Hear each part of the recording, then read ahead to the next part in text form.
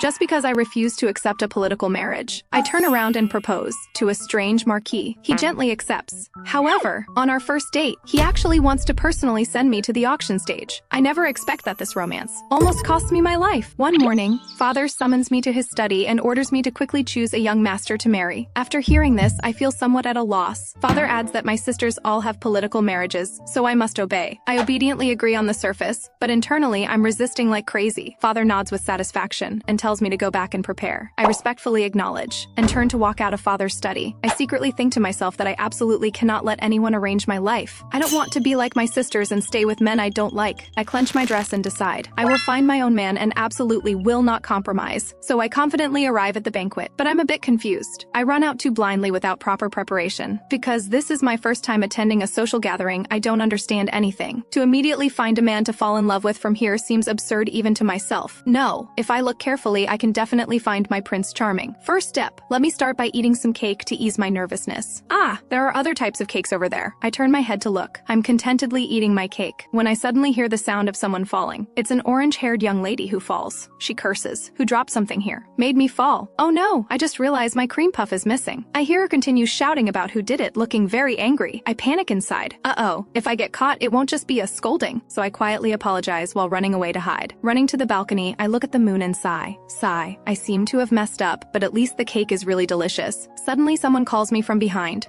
I turn around and see a white-haired handsome man. The aura around him is very noble. He smiles and asks me if the commotion just now is caused by me, but I don't really listen to what he says, completely mesmerized by his looks. I'm even so surprised that the cake in my hand drops to the ground. He says not to worry, he won't step on it, and won't fall like that lady just now. I feel this person gives me a special feeling, so I quickly put down the remaining cake, start fixing my posture, introduce myself saying my name is Esmeralda Vines, and ask if he minds sharing his distinguished name. He introduces himself, saying he is Alphonse Midford.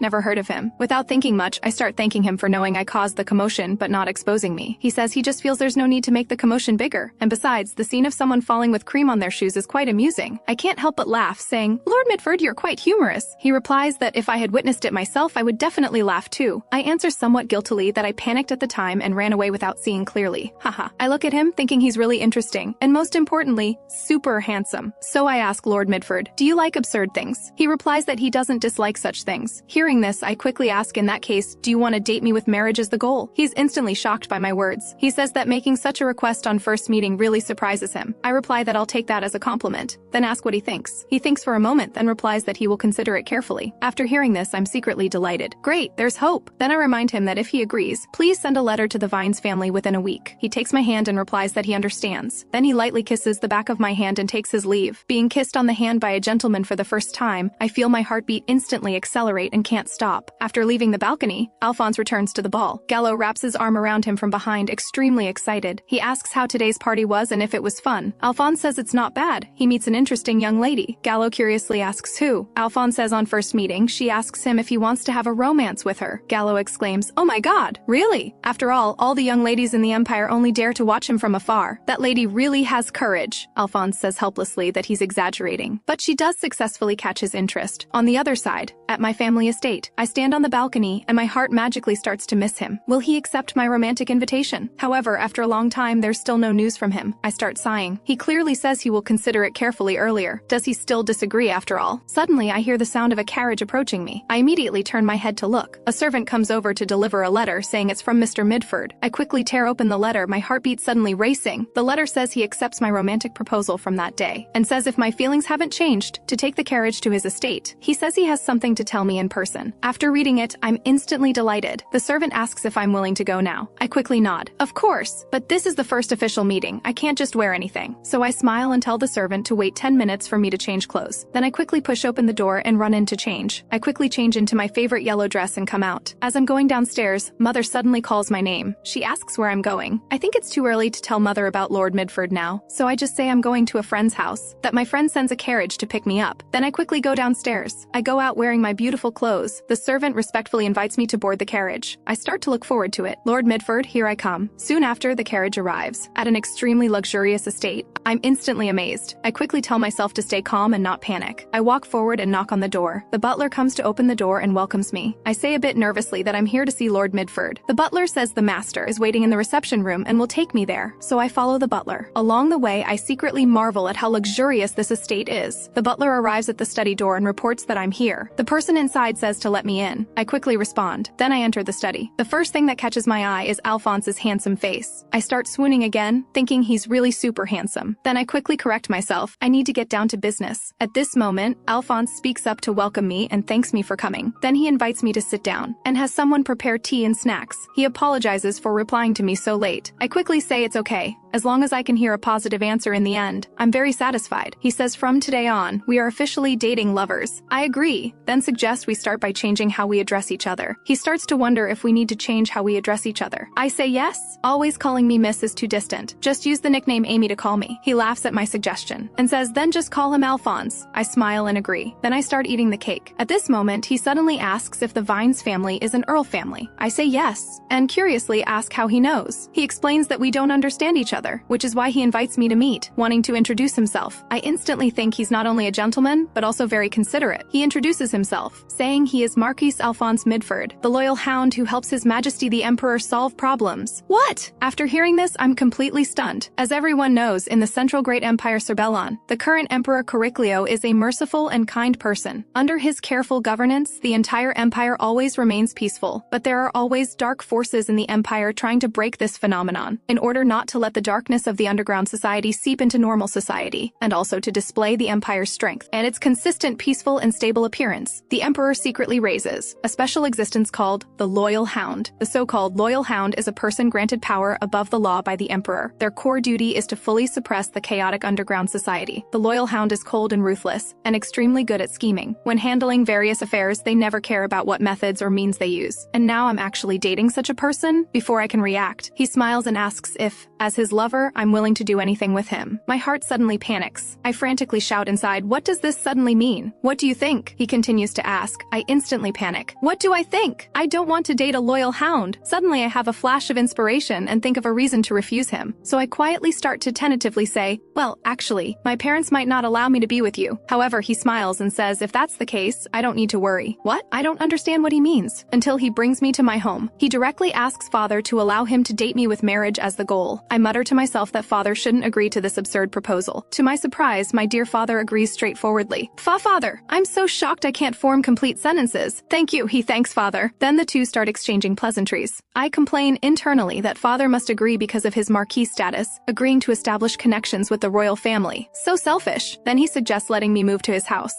Wait, what? Why suddenly say this? I panic again. Good, father agrees straightforwardly again. I'm completely dumbfounded. Father starts reminding me not to trouble the marquis. Yes, father. At this point, I can only reluctantly agree. So I board the carriage heading to the marquis's mansion again.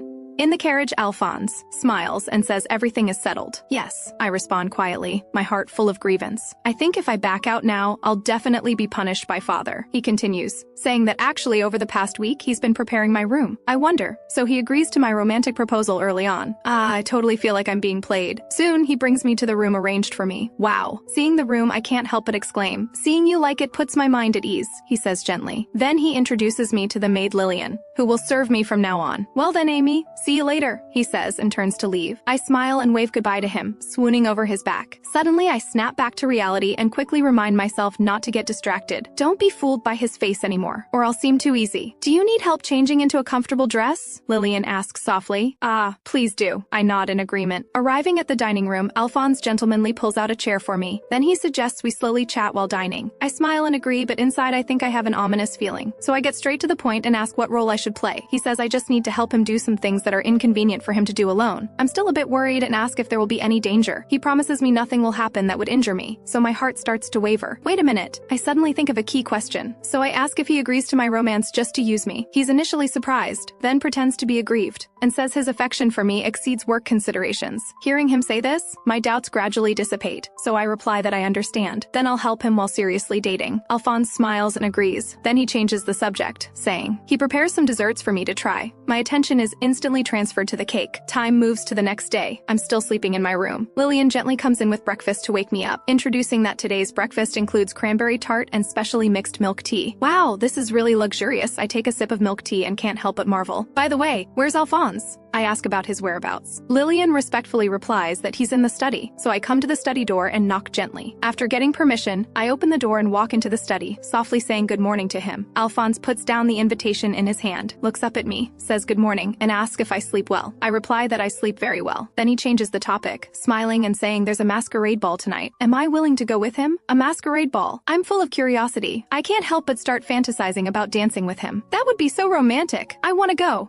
I want to go. After snapping back to reality, I quickly agree. So he thoughtfully says he will select a suitable gown for me. I continue excitedly, suggesting we wear matching masks. After all, we're a couple. Alphonse smiles gently and nods, agreeing to my request. Then we start carefully preparing for tonight's ball. At night, the ball entrance is brilliantly lit, illuminating the mysterious manor. As soon as I get off the carriage, I'm shocked by the grandeur of this secluded building. I quietly ask Alphonse if we need an invitation to enter. He gently takes my hand and leads me toward the door, while calmly presenting the exquisite invitation he prepares beforehand. Following him into the venue, I curiously look around at the environment. When we arrive at the central area of the ball, I can't help but exclaim, "This place is filled with a mysterious yet elegant, unique atmosphere." Alphonse says softly that seeing me like it puts his mind at ease, but he then reminds me that although he wants me to enjoy the ball, we still have an important task that needs to start immediately. What? Work? I widen my eyes, unable to believe my ears. He lowers his voice to explain, "Actually, this isn't an ordinary masquerade ball, but an auction site for high-priced pets." Pets? Auction? I frown, not understanding. He continues explaining not puppies or kittens, but the buying and selling of humans. Humans? I'm so scared my heart races wildly. How can they do that? He replies that this is the reality, and men aren't allowed to come here alone. He takes my hand and says it's thanks to me that he can enter effortlessly. This opportunity only comes once, so he wants to completely eradicate this today. For this, he needs my help one more time. I immediately agree and ask what I should do, but he suddenly says to please participate in the auction. What? I can't believe my ears. I'm actually the one being sold as merchandise? He smiles and tells me not to worry. Nothing will happen that would sell me to someone else. As soon as he finishes speaking, two burly men walk up to me. Alphonse tells the men that I'm today's auction item. Oh my god, is this real? I'm so scared I feel dizzy. Suddenly, the men rudely come to grab me. Alphonse leans close and whispers, "You must stay with the person who has wings. And if anything happens, say you are sent by Dr. V." After saying this, he even gives me a thumbs up. What does that even mean? I scream internally as the men drag me away. This is terrible. After being locked up, I crouch in the corner and sigh. I'm so excited thinking it's an ordinary date, like an idiot. No, this is Alphonse's fault. How can he decide without consulting me? Suddenly, someone bangs the iron door of the room I'm in with a stick. The man fiercely threatens us, saying if we want to meet a good master, we should all behave. I quietly repeat the word master, my heart filled with fear and anger. When I turn to look around, I can't help but gasp. I discover the room behind me is packed with people. Are all these people going to be auctioned as pets? My gaze wanders through the crowd. Suddenly, it fixes on a certain spot. A green-haired, handsome man stands out, the white wing pattern on his back shining brightly. This person with the wing mark reminds me of Alphonse's reminder. He says to stay with such a person to ensure safety. So I gather my courage and quietly move toward the green-haired man. He keenly senses movement and suddenly turns to look at me. He says something, but unfortunately I completely don't understand. His tone is quite unfriendly. I don't know if he's scolding me. I blink in confusion, completely not understanding what he means. What language is this? I quietly mutter as he already turns to leave. Not long after, a burly man walks to the green-haired man's side, rudely grabs his hair and pulls back hard. The green-haired man struggles in pain, his face instantly turning very pale. How can you treat people like this? I can't help but shout. The man turns and yells that the auction is about to start. Of course they have to send him to the stage, so I say loudly, since you're sending this person to the stage, send me up too. The green-haired man suddenly speaks, though I still can't understand. The man's eyes are fierce as he says, "Who do you think you are?" He raises his hand to hit me. "I'm sent by Dr. V." I quickly shout that sentence loudly. The man's hand stops in midair. He snorts coldly and tells me to follow along. Although I don't know what's going on, it actually works. I breathe a sigh of relief. The man grabs the green-haired man and signals me to follow as they walk out together. What do I do now? I think as I walk. Then a strong light suddenly shines over, making me unable to open my eyes. I'm pushed forward as I hear someone shouting loudly that the merchandise is on stage. I stand in the middle completely frozen because I see a dense crowd of people sitting below the stage. And these people don't treat people as people. I clench my fists in anger. Then let's start from 5 million. The host's voice rings out. Is everyone out of their minds? I can't help but interrupt, loudly. The green-haired man turns his head, obviously not expecting me to dare say this publicly on stage. Selling people? How low has everyone sunk? I question loudly again. The audience below starts stirring. Someone shouts dissatisfaction at the stage. The host glares at me with fury and curses. This crazy woman. Then he raises his hand high to strike me. I'm so scared I shut my eyes tightly, my body trembling uncontrollably. Stop! A familiar familiar voice suddenly shouts to halt. I open my eyes in delight and see a tall and straight figure. Alphonse stands firmly in front of me, blocking the attack. He softly comforts me, saying I do well and to leave the rest to him. At this time, 4 or 5 burly men immediately charge at him aggressively. Alphonse calmly turns around and draws his sword to fight, and swings it like the wind, precisely repelling each attacker. In an instant, all those burly men lie on the ground. I watch in stunned amazement while the green-haired man observes leisurely. Alphonse shouts loudly that everyone involved in illegal human trafficking and kidnapping Prince Geishel of Acreon is under arrest. This man is a prince? I turn to look at the green-haired man. Someone below shouts, "What arrest? Who does he think he is to talk about arrest? Who do I think I am?" Alphonse sneers. Then he removes his mask and says he's His Majesty the Emperor's loyal hound, Marquis Midford. Of course the Emperor grants him the authority to arrest. People below exclaim, "Marquis Midford, the loyal hound, run quickly!" Everyone starts scattering. Gallo walks over at this moment. Now what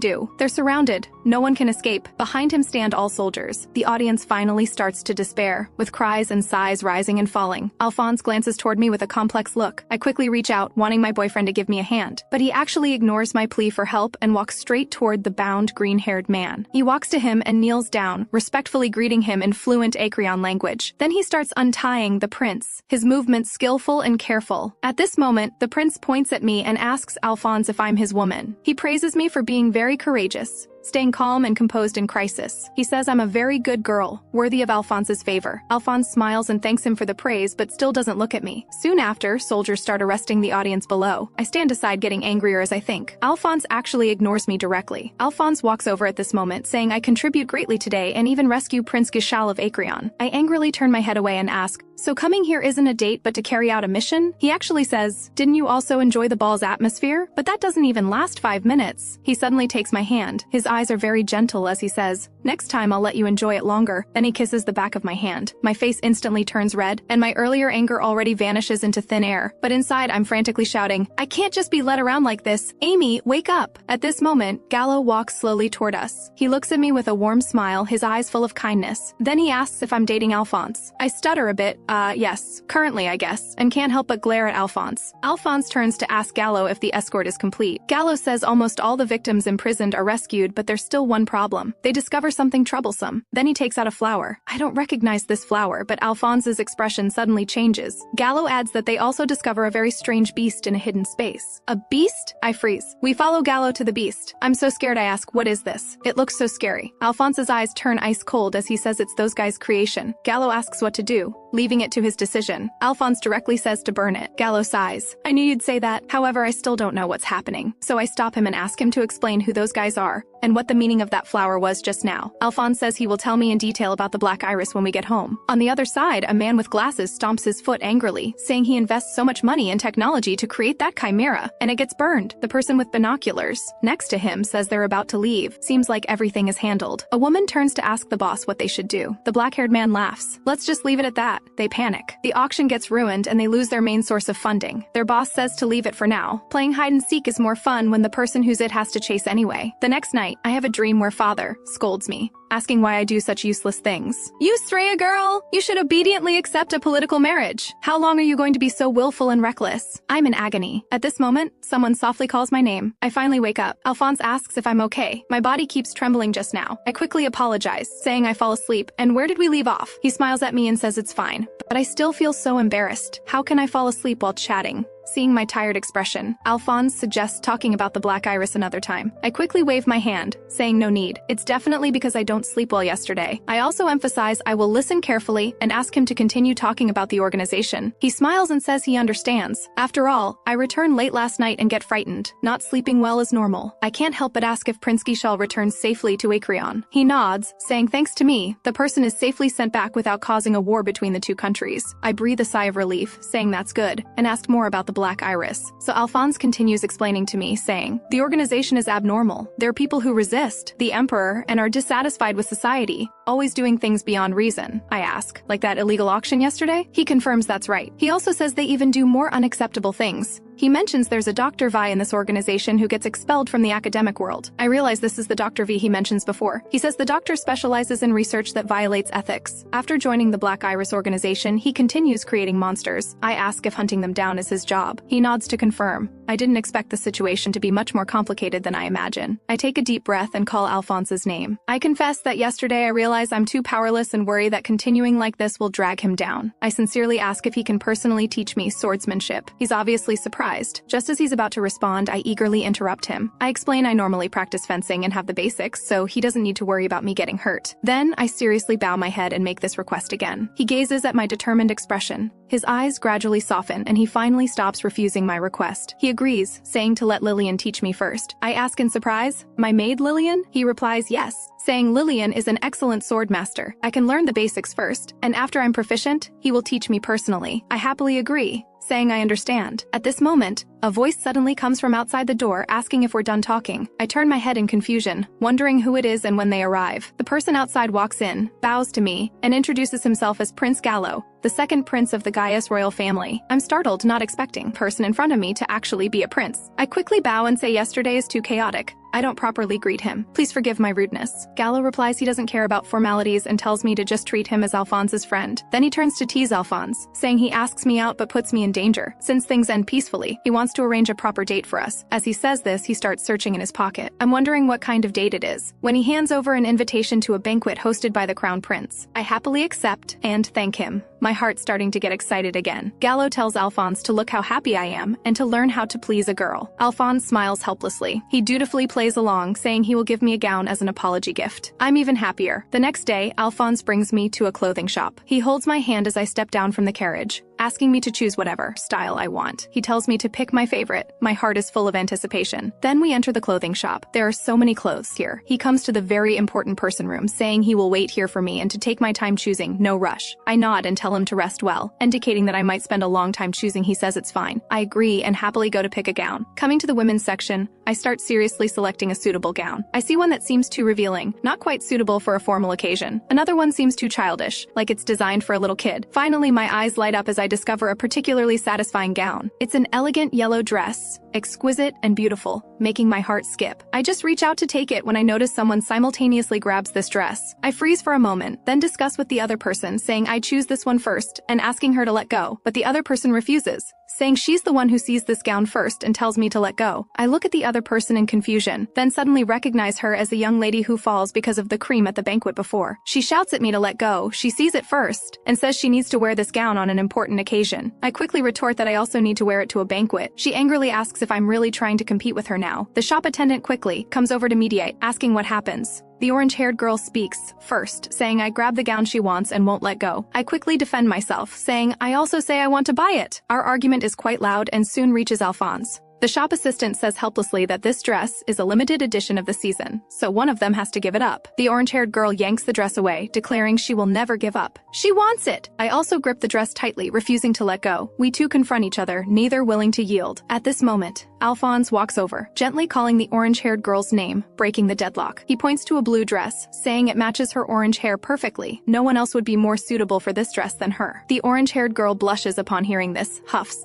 and says he has a point. However, I feel like I've been struck by lightning. Alphonse is actually helping another girl pick out dresses? Then he adds that he'll give her this dress as a gift, hoping she'll calm down. Facing such flattery from a handsome guy, the orange-haired girl completely forgets about me. At this moment, the shop assistant tells me the dress is mine, but I can't feel happy at all. In the carriage on the way back, Alphonse notices I'm not speaking and asks why I'm so quiet. I stubbornly say it's nothing, just that I have many things to think about. Actually, I'm still angry inside, deliberately turning my face away, not wanting to talk to him. Following Alphonse back to his house, I immediately say seriously that I want to start sword lessons. He freezes for a moment, asking why so suddenly. The equipment hasn't even been prepared yet. I stubbornly say I want to work up a sweat right now, though actually I want to vent my frustration. After all, my fencing skills are quite good. After everything is ready, I plan to go all out today and show them my true strength. However, reality is that during the match, my sword is knocked to the ground again and again. I can't believe the gap between Lillian's and my skill is this huge. Lillian quickly helps me up, asking if I'm hurt. I reach out, saying I've discovered I'm completely no match for her. Lillian says she should be the one who's surprised. She didn't expect a countess to have such good skills. Then she points out that my movements are too big and direct. Am I being affected by emotions? So I tell her about fighting over the dress today, and how Alphonse helped someone else. Lillian nods, saying Alphonse was indeed too much. I say grievously that him not helping me pick clothes makes me especially sad. Lillian says she understands, After all, Alphonse is in his first relationship. I ask in shock, Alphonse is actually in his first relationship? Does that mean I'm his first girlfriend? I instantly cheer up. So we're each other's first love. Lillian then starts strategizing for my love life. She leans close to my ear and whispers that this method can help me. After listening, it clicks. I say excitedly that this method is absolutely brilliant, thanking Lillian repeatedly. She says proudly that it's nothing, just a small matter. At the dining room, Alphonse says I seem to be in a good mood. I smile, saying it's because I'm looking forward to the Crown Prince's banquet in 2 days. He nods gently, saying calmly, I see. I cheer myself on internally. Just wait till the banquet. You'll see my battle plan in action. Time quickly arrives at the evening of the banquet at the entrance of the palace. Alphonse steadily holds my hand, accompanying me down from the carriage. The moment my feet touch the ground, my heart pounds as I think to myself, this is it! Then I deliberately sway my body slightly, stumbling as if I haven't stood firmly and am about to fall. Alphonse reacts quickly, immediately reaching out from behind to catch me steadily, his palm against my waist. He leans down slightly, asking with concern if I'm all right. I look up at him and say softly that I'm fine, thinking gleefully, perfect! The operation has begun. He reminds me to be careful walking, then grips my hand tightly as we head into the palace together. Just walking into the banquet hall, I stare wide-eyed in amazement. This is the Imperial Palace Banquet Hall. I can't help exclaiming how beautiful it really is. Alphonse says the palace often holds banquets, and if I like it, I can come often. I happily agree, saying great, then it's settled. He nods gently, saying of course he'll keep his word and won't deceive me. At this time, Gallo suddenly calls Alphonse's name from behind. Alphonse turns back, saying it's Gallo. I tell him to go greet him and not worry about me. I can try the Imperial pastry chef's work while waiting for him on the side. I then raise my hand, smiling and waving, telling him to go busy himself first. However, the moment I turn to walk the other way, I see Alphonse walking toward a young lady in a light blue dress not far away. Moreover, Alphonse is exceptionally friendly to that young lady. I think anxiously, this won't do. I need to execute the battle plan quickly. Thinking this, I immediately quicken my pace, rushing to Alphonse's side. Before he can react, I naturally reach out and hook my arm around his. With a perfectly appropriate gentle smile on my face, I nod at the young lady opposite us. Actually, I've already turned over my displeasure several times inside. The orange-haired girl squints at me, her eyes full of wariness and doubt, asking, who are you? This really infuriates me enough. Can't she see that Alphonse and I are very close? Alphonse timely eases the atmosphere, politely introducing me to Miss Roxanne Artemisia opposite us. I scream internally, now is not the time for calm introductions. Gallo happens to witness this scene, quickly coming over to defuse the situation, saying he needs to discuss something with Alphonse and promises it won't take long. Asking everyone to forgive them, he then kisses Roxanne's hand. Alphonse turns to look at me, saying softly he'll be right back. I nod vigorously and wave, watching him leave with Gallo. Once they're far away, I immediately turn to Roxanne to make my position clear, saying Alphonse and I are lovers. Roxanne says, so what? Since we're not married, he could still change his mind. She also boasts that no one can surpass her beauty, telling me to give up early. I leave angrily after hearing this. No matter what, Alphonse is my boyfriend right now. On second thought, I feel sad. I don't think I've ever heard Alphonse express his feelings. I can't help wondering if he truly sees me as his girlfriend. In the study, Crown Prince Dalius has been waiting for Alphonse. Seeing him enter, he praises him for handling the previous matter well. His father, the Emperor, is also very pleased. Alphonse modestly replies that it's all part of his duty. Then Dalius also mentions hearing that he has a girlfriend. Alphonse pauses for a moment, saying she's just one of the necessary means to carry out the mission, nothing more. Dalius advises him not to treat this girlfriend that way, hoping she can become his safe haven. Then he takes out an envelope, saying this is a new order the Emperor asked him to pass along. Alphonse takes it, guessing it might be related to the Black Iris. Dalius says he's not sure, only that he should resolve it quickly, and conveys the Emperor's gratitude. Alphonse replies that it's his honor to serve the Emperor. Dalius emphasizes they must be dealt with quickly because their recent activities have been very unusual. Alphonse immediately accepts the order. In the corridor outside the study, Gallo scratches the back of his head, complaining that Dalius wants him to quickly catch an organization they've been chasing for years. How is that so simple? Alphonse rubs the edge of the envelope with his fingertips, saying His Highness must have other plans. Gallo curiously reaches out to open the letter, but he dodges aside, lightly scolding that now is not the time to discuss official business. Gallo raises his eyebrows, asking if he made plans with Miss Esmeralda. He also deliberately pats Alphonse's shoulder, his voice rising to congratulate him on finally having a girlfriend. Alphonse doesn't respond, instead raising an eyebrow to ask why he doesn't find himself a girlfriend. Gallo immediately straightens up, waving his hand proudly, saying he's everyone's sweetheart. He wants to be the man every girl in the Empire wants to have. Alphonse sighs helplessly, then bids him farewell. He turns and walks down the stairs to find Esmeralda. I see him from afar and immediately call his name, rushing over to hug him and complain that I've been waiting for him so long. Alphonse smells the alcohol on me and asks if I've been drinking. I hug him, giggling, saying I only drank a little bit, not much. Alphonse smiles, saying I seem to be enjoying this banquet. I quickly refute, Not at all. I'm only happy because I came with him. Then I say grievously that he was only talking to others just now. This makes me very sad. After saying this, I hug him tightly again. Then I look up, staring into his eyes, telling him to answer honestly. I ask softly if he truly sees me as his real girlfriend. Alphonse looks at me, his lips parting as he utters the single word I, but is abruptly cut off by the sudden appearance of Roxanne. She is delighted at his return as she deeply regretted his departure moments ago. Alphonse nods in response. I stand beside him, full of displeasure. Roxanne then reaches out to hook his arm, saying she wants to know him better. She also suggests going somewhere quiet to chat, obviously wanting to be alone with him. Seeing that Alphonse doesn't immediately refuse her, I immediately also reach out to hook his other arm. Before he can react, I forcefully pull him toward myself. My brain overheating, I lean in and kiss Alphonse on the face. Alphonse is completely stunned by this, frozen in place. I release him and loudly declare that Alphonse is my boyfriend. Roxanne says angrily and urgently that I'm really too much.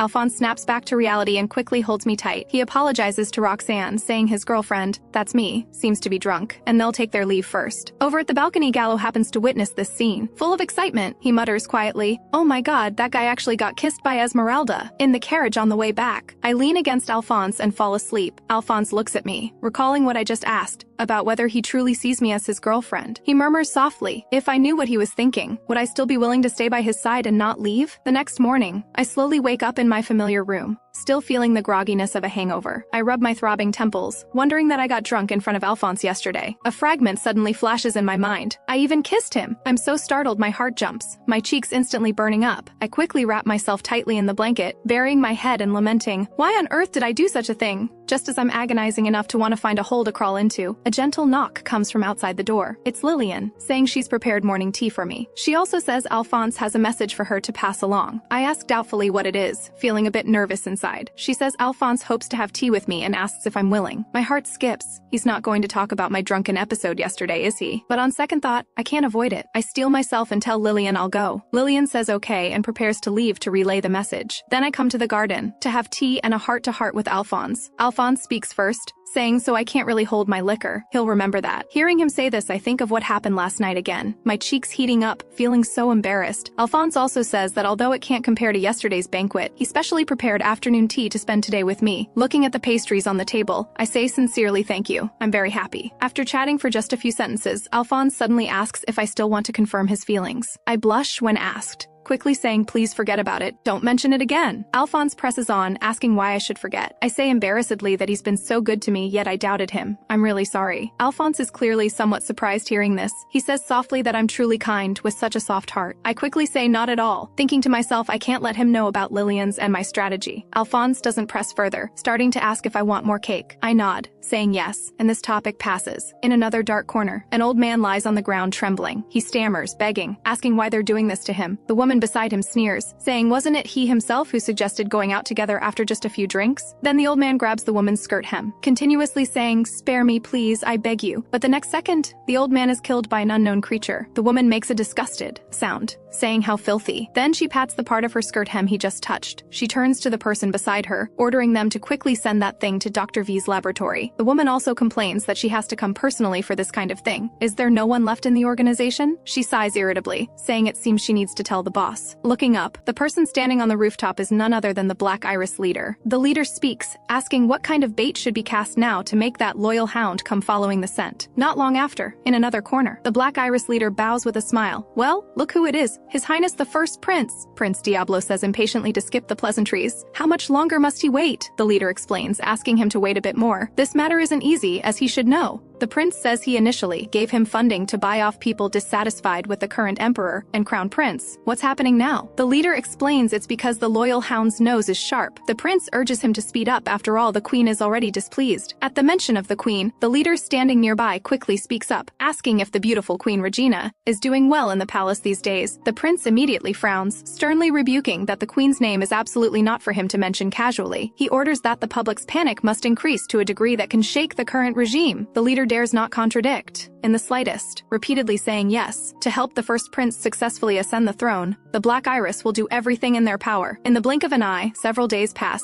At the time when sunset paints half the sky red, I see Alphonse push open the door and come home. I immediately go to meet him, asking why he's only back now. I also ask if he's heard the increasingly fierce rumors spreading in the city lately about werewolves. I've heard the culprit has been indiscriminately attacking multiple people, and their bodies look like they've been bitten. People are filled with fear, whispering speculations that werewolves are behind all of this. Alphonse says he just returned from the palace because of this matter. Although they haven't announced who the culprit is, this is clearly the Black Iris's doing. They even left Black Iris marks at the crime scenes. Alphonse says today, we're going to catch that so-called werewolf. I ask in surprise, today? And we're going together? Alphonse looks at me again with that gentle gaze. I immediately understand what he means. He once again says softly that he needs my help. I agree helplessly, so I wait until the sky completely darkens, with street lamps only giving off a faint glow. I walk alone on the cold gleaming stone pavement, walking through a narrow alley, feeling both angry and scared inside. I mutter, so scary. I shouldn't have come if I'd known. I suddenly remember what Alphonse said before. He said he'd follow closely behind, telling me not to worry. I can't help complaining, so he still wants me to help him as bait to lure the werewolf. I comfort myself that nothing will happen. After all, Alphonse is following behind. I'm definitely not in danger. I stop and look left and right, finding that there's really not a single person in the alley. It's so quiet I can hear my own breathing. Behind me suddenly comes a crunch sound of teeth grinding. It sounds like a werewolf's voice. My heart leaps to my throat. Could the werewolf really be here? My body freezes as if nailed in place, stiffly and woodenly turning my head. I see the werewolf hunched behind me, its white fur standing on end all over, eyes gleaming coldly. It's truly huge and terrifying. I'm so scared my throat tightens, and my legs start going weak as if filled with lead. The werewolf's eyes flash with a fierce light, then it suddenly extends its sharp claws toward me. I use all my strength to shout Alphonse's name toward the back. Hearing my voice, Alphonse immediately rushes from the shadows at the alley entrance. He raises his arm, steadily swinging his longsword. A cold flash passes, and he cuts off the werewolf's front paw in one strike. He quickly sheathes his sword and turns back, nervously asking if I'm all right. I shake my head, saying I'm fine. After confirming I'm safe, Alphonse immediately turns to the werewolf, frowning and asking if it can speak human language. But the werewolf only stares at us,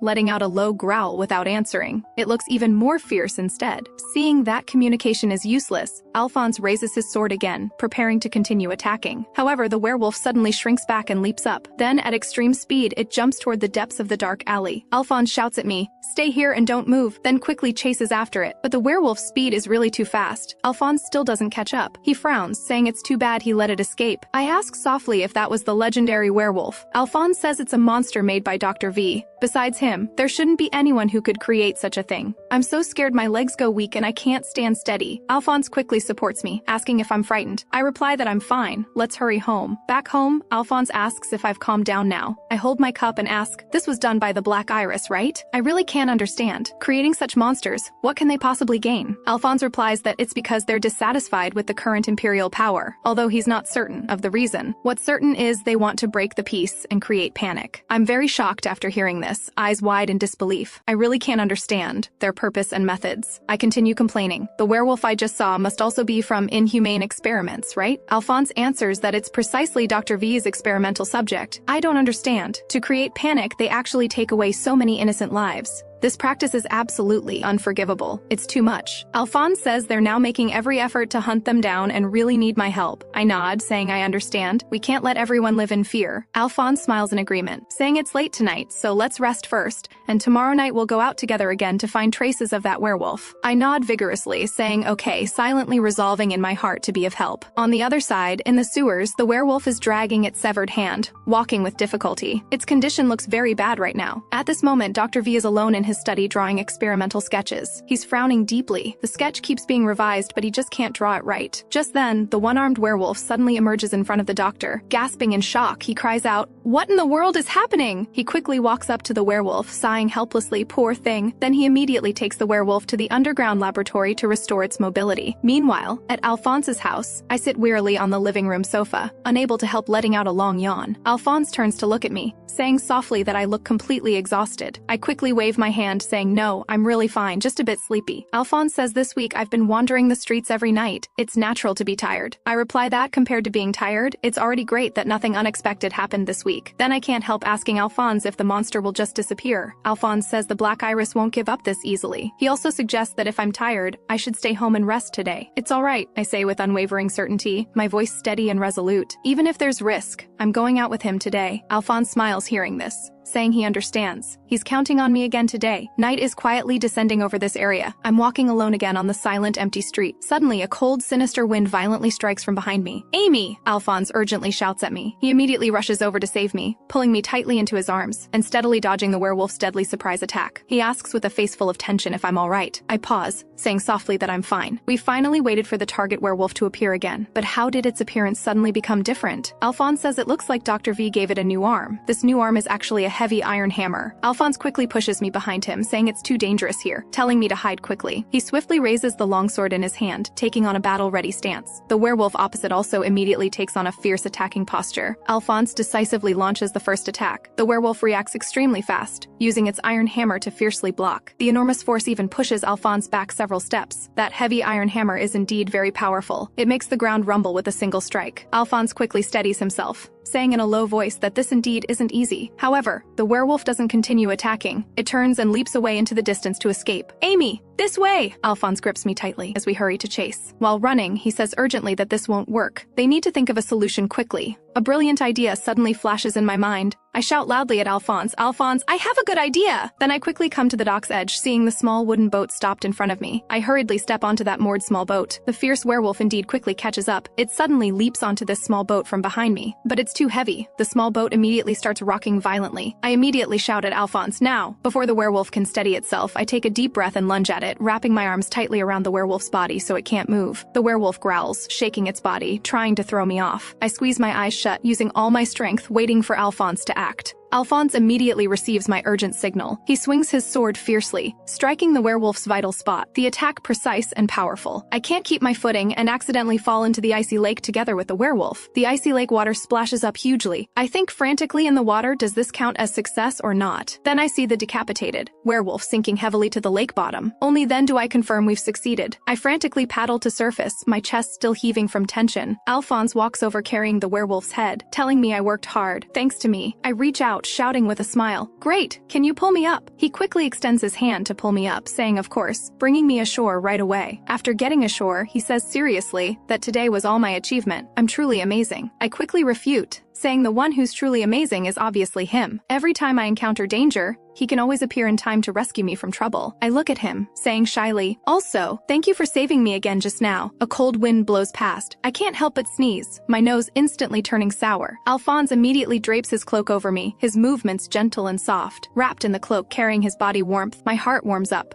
I'm especially touched. He looks at me tenderly, saying, "Shall we go home? Don't catch a cold?" I nod vigorously, "Yes, I really want to warm up by the fire right now." Back home, lying in bed, I sneeze again. Oh no, I accidentally caught a cold. My head feels dizzy and awful. At this moment, a series of urgent and clear knocking sounds suddenly comes from outside the door. It's Alphonse standing outside the door waiting. I quickly tell him to come in. Alphonse gently pushes open the door and walks in. The soft light in the room illuminates his face, making him extraordinarily handsome and charming. He slowly walks toward my bedside, reaching out to gently press his hand against my forehead to carefully check my temperature. He frowns. "Your face is still very red. Has the fever not gone down?" I quickly wave my hand to explain, No, I'm much better now. It's just a little cold." I change the subject. "By the way, has the werewolf matter been handled properly?" He sits down and replies that he just came back from the palace dealing with this matter. After showing His Majesty the Emperor the severed head of that monster, he handed it over to the police for safekeeping as important evidence to be archived. As for the public explanation, they plan to say the culprit was imitating a wolf's methods. It's not a real werewolf. I breathe a sigh of relief. It's really great that things can be resolved satisfactorily. He looks at me and praises that I'm truly amazing. I could think of such an idea in an emergency. Pausing, he adds, "Although the method was a bit risky, it startled me at the time." I laugh embarrassedly. I just wanted to help you a bit more." He looks at me tenderly, saying he hopes I'll put my own safety first. This is what he's saying from his heart as my boyfriend. Hearing him say boyfriend, My heartbeat speeds up, and my face gets even redder. Then he stands up, saying he needs to continue handling the materials brought back from the palace. I quickly call out to stop him. Wait a moment, I ask quietly. Can we have dinner together tonight? Feeling a bit nervous. He pauses, then nods gently. Of course, no problem. After Alphonse gently closes the door and leaves, the room instantly becomes quiet. I quickly wrap myself up tightly in the blanket, unable to suppress my extreme excitement inside. I cup my burning cheeks with both hands, grinning foolishly. So he just spoke to me as my boyfriend. On the other side, Alphonse walks slowly down the corridor, thinking. Although he initially thought about using Amy, his mindset is different now. In the future, he can't let her fall into danger again. At the dining table, I look at him and ask if he still needs to go to the palace today. He puts down his utensils and shakes his head, saying no. He has no particular schedule to handle today. My eyes light up. Then how about we go together to the new dessert cafe that opened in the city? My eyes sparkle with excitement as I say, I've heard that cafe's freshly baked vanilla creme brulee is super delicious, and the almond chocolate cookies covered in crushed nuts. Many people recommend them. Half a month has passed since the werewolf incident, and he's been working non-stop all this time. So let's specially make time today to go on a date together, okay? Alphonse looks at me tenderly, smiling and nodding gently, saying sure, he'll follow my arrangements. I'm so happy I almost jump on the spot. Yay! Wonderful. We can finally have a proper date. The butler stands not far away to the side, watching the two's warm scene, tactfully and quietly withdrawing. The carriage carrying us slowly travels down the bustling street. Seeing the familiar dessert shop sign, my eyes instantly light up, full of happiness. Alphonse asks if it's here. I quickly nod, urging him to hurry inside. Alphonse pushes open the glass shop door. A sweet aroma wafts over. The display shelves inside are full of exquisite desserts, and there's steaming milk. Tea. I can't help covering my mouth in amazement. Wow, this place is practically dessert heaven. I point to the bright window seat, asking Alphonse if we should sit there. He smiles and nods gently, saying sure. Just as we sit down, a server comes over asking if we'd like to order now. Alphonse directly says he wants vanilla creme brulee and almond chocolate cookies. I look at him in surprise, thinking he actually remembered what I wanted to eat. So thoughtful. He continues smiling, asking what I'd like to drink. I quickly say I want a cherry sparkling drink. He tells the menu he wants a black coffee himself, plus all the cakes the pastry chef recommends. The server responds with a yes. Listening, my heart feels warm. I'm completely touched. Alphonse looks at me, saying since Amy came here, she should enjoy herself and not hold back. I nod vigorously, my heart full of gratitude, thinking today is truly so blissful. Before long, the server brings over a pile of desserts. I pick up a small fork, staring at the creme brulee, unable to wait to start eating. Taking a bite of the cream, sweetness melts in my mouth.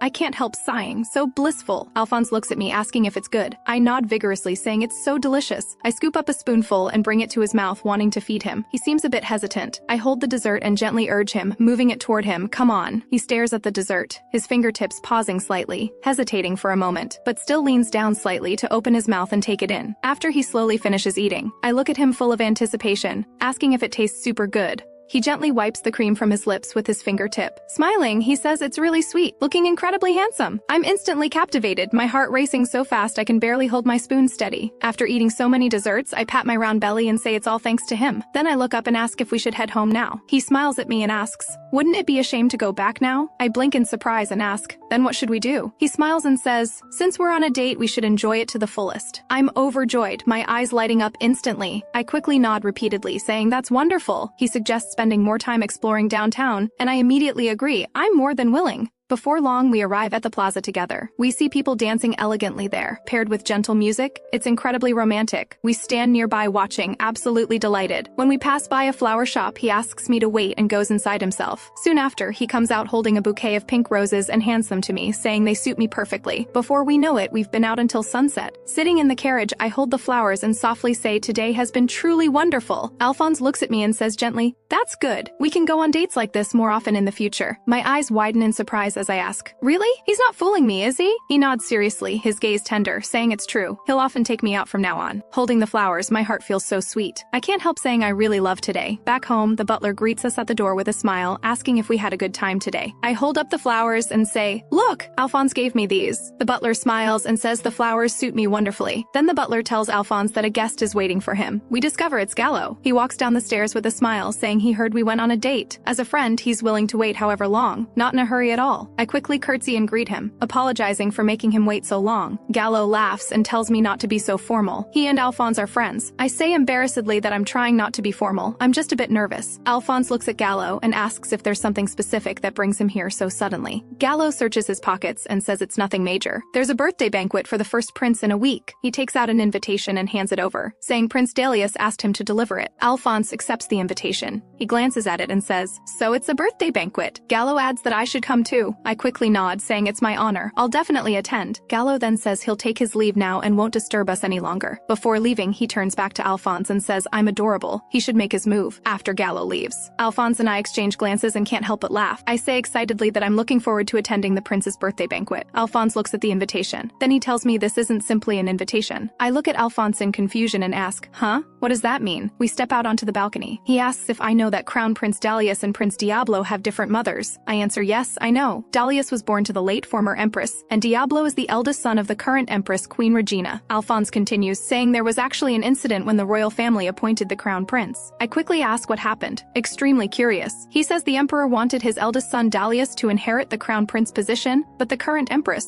naturally hoped her son Diablo would become crown prince. So at that time, a considerable political struggle quietly unfolded within the palace, and in the end, it was still Prince Dalius who was appointed crown prince. He adds that those who support Prince Diablo are still dissatisfied about this matter. I suddenly understand, saying, in that case, the people attending the birthday banquet, wouldn't they be seen as supporters of Prince Diablo? Alphonse nods, saying anyone who knows the inside story would probably think that. So inviting us to the birthday banquet to gauge Prince Diablo's power base is the crown prince's real intention in sending this invitation. I say with realization, I see, but since it's a birthday banquet, nothing else should happen, right? He reassures me, saying no other incidents will occur. Don't worry. Something suddenly occurs to me, and I say excitedly that a royal banquet is so formal. I need to carefully choose my dress. Alphonse looks at me and can't help but laugh. I feel a bit embarrassed and ask what's wrong. This is my first time attending a royal birthday banquet. He says he understands. Then, he'll help me choose tomorrow. I exclaim in surprise. That's wonderful. This way, won't I get to go on another date with him? After explaining everything, we sit on the balcony leisurely drinking tea, the atmosphere particularly relaxed. Soon the day of the banquet arrives. Entering the banquet hall, I can't help but exclaim that the royal birthday banquet is truly different, so magnificent. At this moment, Gallo walks toward us and calls out to us. I quickly curtsy, saying greetings to Prince Gallo. Gallo smiles and raises his hand to return my greeting. Then Alphonse asks why Crown Prince Dalius didn't come. Gallo says unfortunately, his brother is busy preparing to receive a foreign delegation and can't attend. Actually, this is just an excuse for not wanting to come. Then he adds that his brother has completely entrusted him to handle the banquet. Alphonse nods, saying I see, that must be hard work for him. Then I ask excitedly, so what do we do now? Can we go dancing? Just as I finish speaking, someone calls out to Alphonse. All three of us turn around curiously. It's actually Roxanne. She smiles and says it's been so long. My heart sinks as I think, ugh, that lady again, what's she doing here? Alphonse responds politely, while I immediately think annoyed, now's not the time for leisurely greetings. Roxanne flutters her eyelashes at Alphonse, saying it really has been so long. Then she extends her hand and asks if he has anything to say to her. I think to myself, this lady is way too forward. So infuriating. Gallo notices my angry expression and quietly chuckles to himself. Then Gallo steps forward and takes Roxanne's hand, saying, hello, beautiful lady. He introduces himself as Second Prince Gallo, gently kissing Roxanne's hand as he speaks. Roxanne says in surprise, oh my, greetings, your highness. My name is Roxanne Artemisia. Gallo says dramatically that Roxanne is as beautiful as her name. Then he asks Miss Roxanne if he has the honor of dancing with her. As he finishes, Gallo secretly winks at me. I'm so grateful to him in my heart. Roxanne says, honored and flattered, that if the prince says so, it's her privilege. Before leaving, she continues fluttering her eyes at Alphonse, saying, see you later. Alphonse just smiles and nods, saying all right. I watch Gallo and Roxanne's retreating figures. I say gratefully that he really helped us out. Thank you so much. Then I turn to Alphonse and say, so let's also dance? But he declines, saying we should patrol the venue instead. There might be suspicious people. We can't let our guard down. I feel a bit disappointed, but still follow him. We walk together into the center of the ballroom. We start observing our surroundings. Gallo is currently dancing with Roxanne, music flowing gently through the dance floor. Guests around us chat in small groups, the atmosphere seemingly relaxed. I follow Alphonse, weaving through the crowd. I quietly tell Alphonse I don't see anyone particularly suspicious. He turns his head and asks if I really think so, his eyes still scanning the surroundings. I nod and say yes. We've already patrolled 3 times and haven't found anything unusual. Then I suggest we get get some champagne and rest. All this walking is tiring. But Alphonse says he is afraid we can't rest. I look up in confusion and ask why. Did he find something new? He says he spotted something unusual in the crowd. He tells me to look over there. I observe the guests in the direction he's pointing. After looking for a while, I can't see any problem. I say helplessly that I still don't see it. What's unusual? Alphonse says the key is in the champagne. I pause and ask, what about the champagne? He explains that the two people on the right are holding champagne prepared by the venue, but the champagne held by the three people on the left can't be found anywhere in the venue, and only people holding the same champagne talk to each other. I ask curiously how he discovered this. I didn't notice at all. He says if you look carefully, you'll see there's a subtle difference in the champagne's color. I quickly ask if he heard what those people were saying. Can we get any clues? He shakes his head, saying the distance is too far to hear the specific content. I suggest that we could also get the same champagne and join them, right? But Alphonse says that probably won't work. I ask why. He says those people seem to know what the guests look like beforehand. They only give champagne to specific people. He speculates these people are all Prince Diablo's people and suggests we stop here for today. He also says we should leave to avoid being discovered as suspicious. But I call out to him, Alphonse, wait a moment. He thinks I want champagne and reminds me not to drink too much. I quickly shake my head, saying that's not it. Let me try infiltrating them. After speaking, I take a deep breath and walk into the dance floor. I target a guest holding the same champagne and pretend to lose my balance, bumping into him. Champagne spills on his clothes. He pauses and starts searching for a handkerchief. I quickly apologize. I'm so sorry, I suddenly lost my balance. But he laughs and says it's fine, just get another glass. Then he calls for a server. I seize the opportunity to ask if I could also get a glass like his, my voice slightly nervous. Then I add that it's to celebrate Prince Diablo's birthday and to pray for the prince's prosperity. The stranger stares at me for a few seconds, his gaze probing. I clench my hands, not daring to move, my heart pounding hard. Unexpectedly, he suddenly breaks into a wide smile, his tone relaxed as he says, I see. He swirls the glass in his hand, saying he and they were thinking the same thing. Then he raises his hand to call a server in the distance, asking for a glass of the same champagne. The server immediately responds affirmatively. I quickly lower my eyes, suppressing the corners of my mouth, silently celebrating in my heart. The plan worked. I really didn't expect it would be so easy to infiltrate their circle. The guest raises his glass, saying, well then, to Prince Diablo's birthday and to our destiny. I raise my glass and toast together, my eyes secretly observing the surroundings. At this moment, the guest suddenly says he wants to introduce me to his son. I smile and respond evasively. In my mind, I think as expected, these are all Prince Diablo's people. Time to prepare my exit. I put down my glass and say I'll take my leave now, until we meet again. The guest nods and says all right. After speaking, I turn and quickly walk toward Alphonse, wanting to tell him the situation. He comes up to me and asks if there was anything special. Did I confirm it? I nod, saying just as he said, they should be Prince Diablo's people, and also, before I finish, someone suddenly walks over and interrupts, saying, oh my, who do we have here? Alphonse and I turn our heads simultaneously. After seeing who it is, I'm too shocked to speak. In my mind, I scream, ugh, that person is Prince Diablo himself. I hear him begin greeting Alphonse. Alphonse immediately bows respectfully, addressing Prince Diablo with proper decorum. Prince Diablo's gaze turns to me with scrutiny, inquiring about my identity. My heart panics under his stare. I quickly curtsy as well, my voice trembling as I greet the prince. I hastily add that my name is Esmeralda Vines, terrified of saying even one word wrong. Prince Diablo stares at the glass in my hand. He furrows his brow, questioning where that champagne came from. I instantly realize, breaking into a cold sweat. I quickly tilt my head back and drain the champagne in my glass. I explain hurriedly that I just got this champagne from a gentleman, trying to cover my guilt. Prince Diablo continues questioning, his tone carrying pressure. He wants to know specifically who I got it from. My mind goes blank, too guilty to speak, my heart screaming that his gaze is terrifying. I can only cover with awkward laughter, saying at one moment I don't remember, then rambling that I might be drunk. Prince Diablo watches my flustered state, completely speechless, and doesn't continue questioning. Alphonse quickly steps forward to smooth things over, congratulating Prince Diablo on his birthday. Prince Diablo snorts lightly, his tone dismissive as he speculates it must have been Gallo who called us here. After speaking, he ignores us and walks past us, leaving directly. Only then do I breathe a sigh of relief, patting my chest. I say in retrospect that was terrifying. Alphonse reassures me, saying I did very well. I didn't give anything away. Then I say with certainty that the champagne definitely has a problem. Otherwise, Prince Diablo's expression wouldn't have changed. Alphonse nods in agreement, saying he also noticed that champagne was unusual. I worry aloud, hoping this incident won't trigger any bad situations. On the other side, Prince Diablo walks up to a guard and lowers his voice to give orders.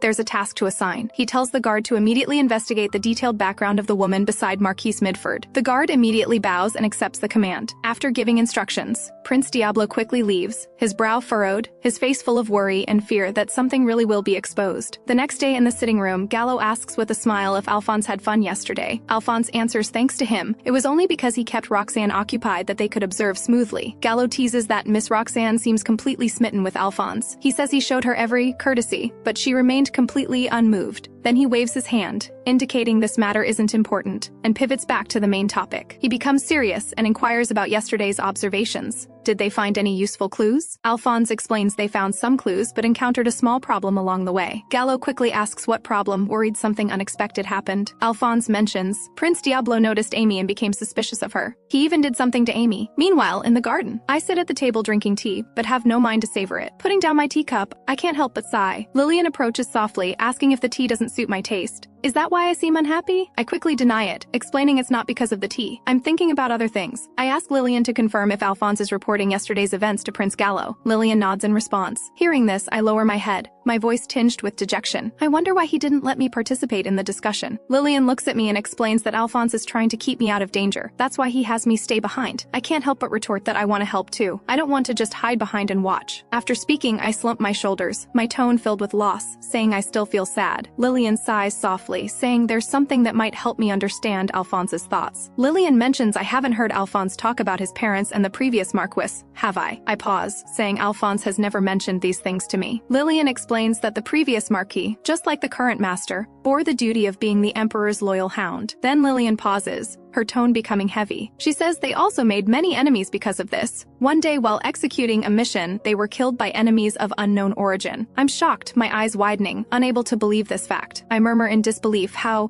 could such a thing happen? Lillian says Alphonse was only 13 when he lost his parents and became the head of the household, and within less than 2 years of inheriting the title, he avenged his parents. Hearing all this, my heart feels painfully tight, an indescribable sadness. Lillian continues, saying that although Alphonse is as capable as the previous Marquis, he knows the dangers well, therefore he's working hard to keep me out of danger. I should try to trust him. I suddenly understand, so that's how it is. At dusk, Alphonse and I see Gallo off together. After Gallo leaves, Alphonse looks at me, saying they talked for too long. Was I bored waiting? I quickly shake my head to show that I don't. It's fine with me. The butler approaches and says dinner time has arrived. He invites us to move to the dining room. Alphonse extends his hand to me, asking if we should go together. I nod in agreement, taking his hand. At the dining table, Alphonse notices I'm unusually quiet and stops to ask why I'm so quiet. I'm startled when I hear this. Alphonse asks again if something happened. I hesitate before speaking, saying there's something I want to ask him. Alphonse indicates I should go ahead, so I ask what kind of people his parents were. Hearing this question, Alphonse shows obvious surprise in his eyes. I quickly add that it's because until now I haven't heard him mention his parents. Alphonse understands,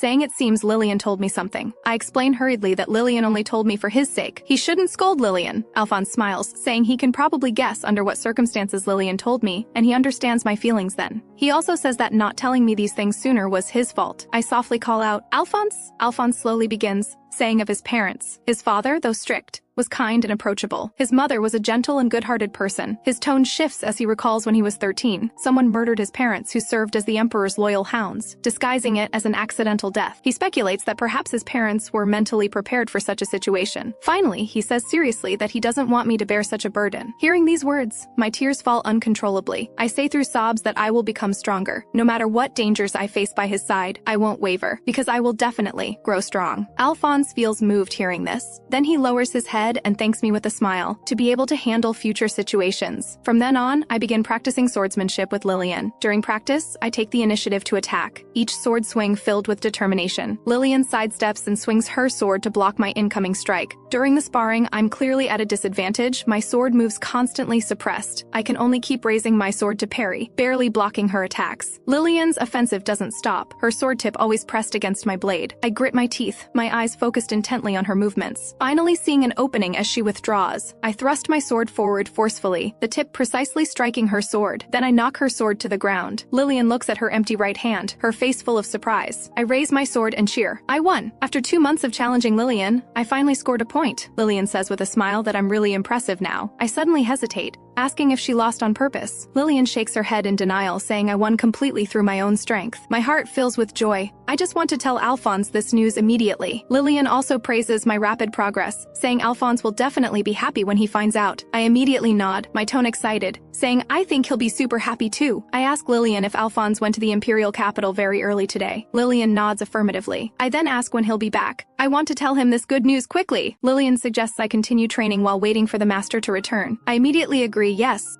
time will pass faster this way. In Crown Prince Dalius's study, Dalius is chatting and laughing with Alphonse, saying it's been a while since they talked like this. He feels very happy. Alphonse responds that it's his honor to chat with the Crown Prince. Then he brings up His Majesty the Emperor, asking how things have been recently. Dalius says His Majesty the Emperor is, as always, still working tirelessly. Alphonse sighs upon hearing this, saying he's very worried about His Majesty. He shouldn't push himself so hard. Dalius says His Majesty knows his concern. He just cares more about the people. Alphonse says that as the Emperor's loyal hound, he will do his utmost to share His Majesty's burdens. Dalius smiles and says good. Then he asks how Alphonse has been lately. He also asks if he's still with that young lady from last time. She couldn't have been a young woman who hasn't even had her debut ball, could she? Hearing this, Alphonse chokes on the tea he just drank. He hurriedly explains it's not what he thinks. Her parents apparently wanted to use her as a political marriage pawn and kept her hidden away. Dalius frowns and says there's such a thing. He tells Alphonse to take her out more to see and understand the world. After all, that young lady looks very endearing. She should be given more warmth. Alphonse nods in agreement, taking Crown Prince Dalius's words to heart. In the carriage on the way back, Alphonse gazes at the scenery outside the window. Amy's image surfaces in his mind. He murmurs softly, compared to romance, what he's shown her seems to be only the dark side of society. Soon after, Alphonse returns home. I immediately appear and run to greet him. I ask excitedly if he knows something super amazing happened today. Alphonse asks back in confusion what happy thing occurred. I announce loudly, I finally scored a point against Lillian, my tone full of pride. Hearing this, Alphonse's face shows obvious surprise. I seize the moment and ask, so can I learn swordsmanship from him now? Alphonse can't help but laugh. He turns to look at Lillian nearby and asks if I've reached the level where I can learn from him. Lillian nods, saying my progress has been remarkable. She thinks there's absolutely no problem. Alphonse ponders for a moment, saying then starting tomorrow, 2 hours of lessons per day. I immediately cheer. Yay! So happy I almost jump. Then I pull Alphonse along to have dinner together. I heard today's dessert is Black Forest cake. On the other side, the leader of Black Iris grips a letter. He says Prince Diablo seems very anxious. He says why not play along and cause a big scene? Let's see who gets the last laugh. On the training ground, my sword gets knocked flying by Alphonse again. My palm stings from the impact. I rub my hand and can't help muttering softly it hurts. Alphonse walks over to my side, his tone gentle as he points out my muscle strength still isn't quite enough. My shoulders droop and I look completely deflated, full of disappointment. But he changes his tone, saying I actually did very well this time. I immediately look up, my eyes sparkling bright, instantly cheering up. Alphonse also says that although I'm not tall, I'm exceptionally agile, and my focus is incredibly strong. He suggests I capitalize on these strengths, enhance what I'm good at. Practicing thrust attacks will be more effective. I suddenly understand and quickly thank Alphonse, saying I'll definitely practice hard. Looking at me full of motivation, Alphonse can't help but smile, his gaze particularly tender. At this moment, the butler approaches and hands over a letter. Alphonse clearly pauses when he sees the envelope, his expression becoming serious. He turns to me and says, today's training ends here. Then he calls for Lillian. He instructs her to take good care of me from now on. After speaking, he hurries away from the training ground. I stand in place wondering what letter could make him react so strongly. That evening, while Lillian helps me bathe, I can't help asking if being too strong will make Alphonse not see me as a woman. Lillian replies with a smile that Alphonse isn't that kind of person. He'll only be happier seeing me grow like this.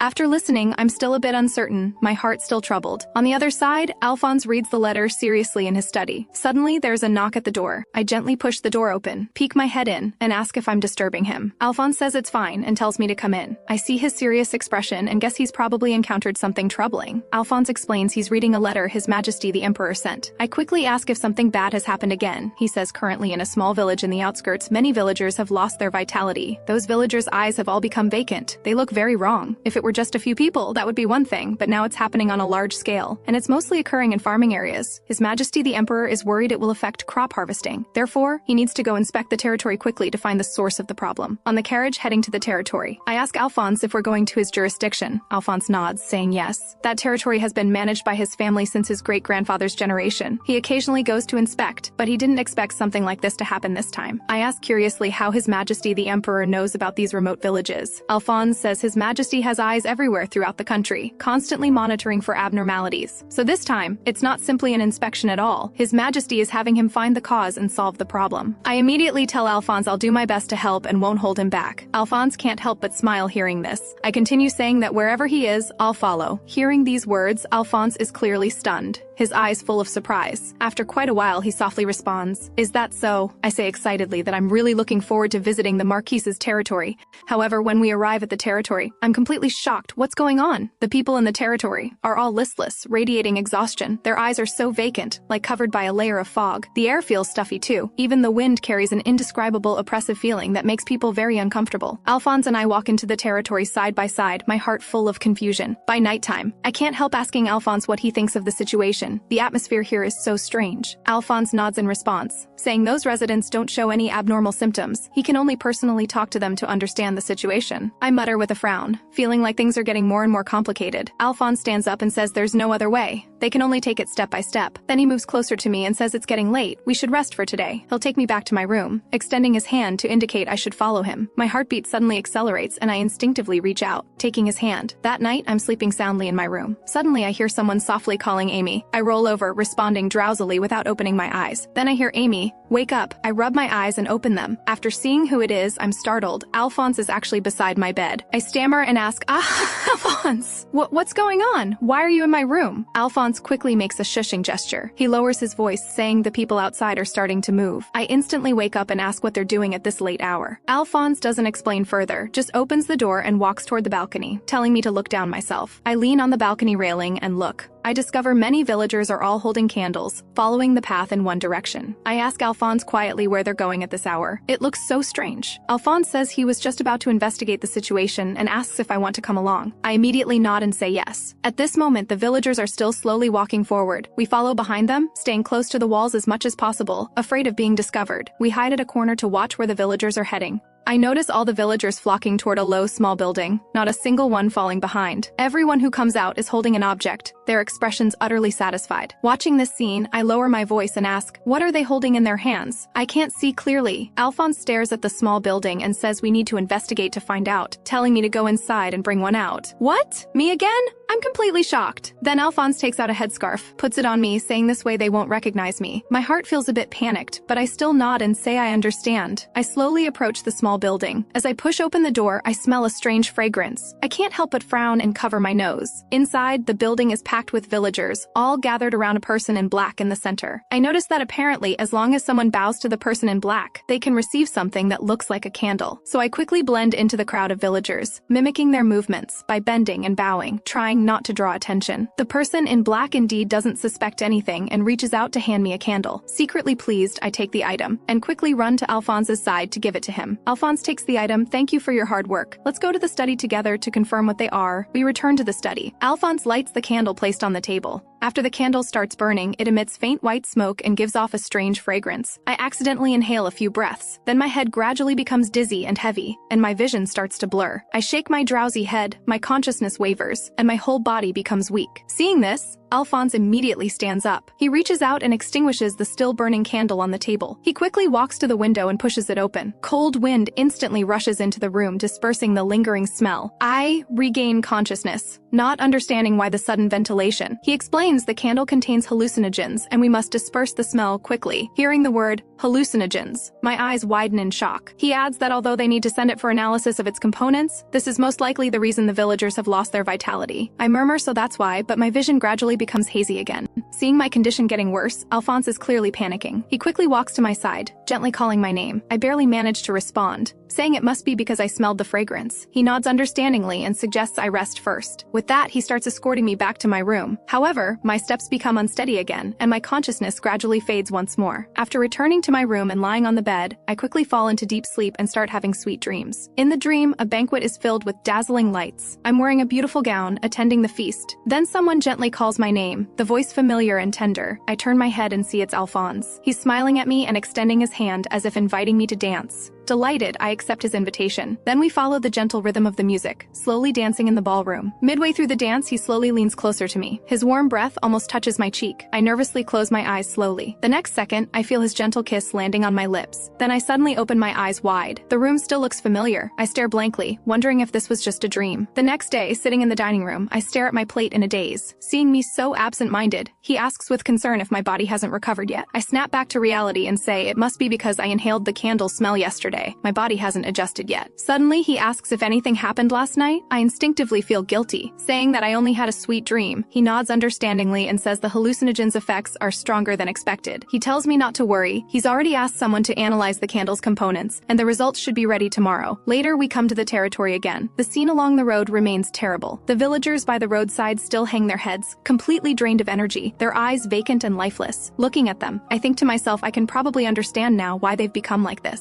I only smelled a little and got dizzy. With their long-term exposure, it must be much more serious. We arrive at the wooden cabin we discovered before. Entering the cabin and looking around, we don't find any obvious unusual traces. Just as I finish speaking, the door behind us suddenly creaks open from outside. Alphonse immediately becomes alert, reaching out to pull me tightly behind him. I peek out from behind him. After seeing who it is, I'm utterly shocked. I see a young boy standing outside the wooden cabin. Surprised, I ask why there's a child here. Alphonse steps out of the cabin first, frowning as he asks the boy what he's doing here. The boy stammers for a long time but can't form a complete sentence. Alphonse loses patience. His expression becomes stern, looking somewhat intimidating. The boy is frightened by his appearance. His eyes redden, looking like he's about to cry. I quickly step forward and push Alphonse aside, saying if he questions like this, the child will be even more afraid to speak. I crouch down and smile at the boy, saying my name is Amy, and asking his name. The boy quietly answers, saying his name is Finian. Then I ask Finian if he can tell us why he came here. The boy steals a glance at Alphonse, still very scared, his body fidgeting. I turn to Alphonse and tell him to smile, otherwise the child will stay frightened. Alphonse pauses, then obediently pulls out a smile to comfort the boy. I tell the boy it's okay, to take his time. We're not scary people. I try asking him if he came here looking for something. Hearing this, the boy's body clearly trembles. He says quietly that his father and mother told him to come here to get candles. Hearing get candles, both Alphonse and I show shocked expressions. The boy continues, saying his parents told him having those candles would let them have sweet dreams, but he doesn't know why his parents later stopped getting up often. I ask him what not getting up often means. The boy explains that at first, after lighting the candles, his parents stopped going out to work. Now, once they fall asleep, they barely get up and just keep sleeping. It seems to be because of the candles, but his parents still told him to come get candles. I hug the boy with sympathy, softly comforting him not to worry. We'll help him. I turn to Alphonse and say we need to go visit this child's home. Alphonse nods, saying to bring the doctor too. The family doctor just arrived here. Arriving at the boy's home, I come to his parents' bedside and ask the doctor how their condition is. The doctor frowns and answers that both of them show severe symptoms of poisoning. I'm surprised, asking if they're poisoned. I can't believe it. The doctor explains he analyzed the candle's components at the mansion. It contains large amounts of hallucinogens. Long-term inhalation causes problems, and in later stages can even lead to coma. Hearing coma, my heart tightens. What should we do now? Alphonse says calmly that we must prevent residents from getting the candles. He needs to issue an order prohibiting residents from going out at night. I nod in agreement, saying the situation is urgent. This is all we can do now. That evening, I look out the window and say the residents aren't going out like they did yesterday. Alphonse says it's because he issued the order prohibiting going out, so no one dares violate it. Suddenly, someone runs out from the alley. I quickly call Alphonse to come look. Alphonse stares at that person and says they're willing to violate the order to go out, so they must really need the candles. I ask Alphonse what we should do now. Should we stop them? Alphonse says to follow and see what happens. Today he won't let me investigate alone. He'll come with me. I nod and say okay. Then we quickly change into casual clothes, preparing to take action. We just start following when we see many villagers sneaking out. These villagers walk hurriedly, all running toward the direction of that wooden cabin. Alphonse and I exchange glances and nod in understanding. We immediately follow them. Arriving at the wooden cabin, Alphonse says in a low voice that people came to get candles today as well. He adds that before it's just us and the person in black left, let's pretend to queue in the corner first. I quietly ask Alphonse why we don't just arrest the person in black right now. Alphonse explains that in the current situation, if we arrest him, the residents definitely won't let it go. I suddenly understand, so that's why. Then I nod to show I get it. Watching the villagers surrounding the person in black, I know in my heart that those candles are the root of the problem. I think to myself, to find the truth, we must catch this person in black. After the villagers finish getting their candles and leave, we slowly walk to the person in black. The person in black is about to hand out a candle when Alphonse suddenly reaches out and grabs his wrist. Then with force, he pins the person in black to the ground, quickly subduing him. Alphonse says sternly that by the authority granted by His Majesty the Emperor, he places him under arrest immediately. The person in black struggles and resists with great strength. Alphonse can't fully control him for a moment. Suddenly, the person in black pulls out a short sword from his sleeve. Seeing this, I quickly shout for Alphonse to be careful, my heart filled with tension. The person in black swings the sword, stabbing toward Alphonse. Alphonse reacts quickly and swiftly dodges the attack. I stand to the side, my heart in my throat, watching their movements intently. The person in black pants, looking at Alphonse and asking if he's the Emperor's loyal hound. Alphonse sneers in response, saying since he knows that, it means he's from the underground society. He has already analyzed the components of the candles distributed to the residents. They're too dangerous.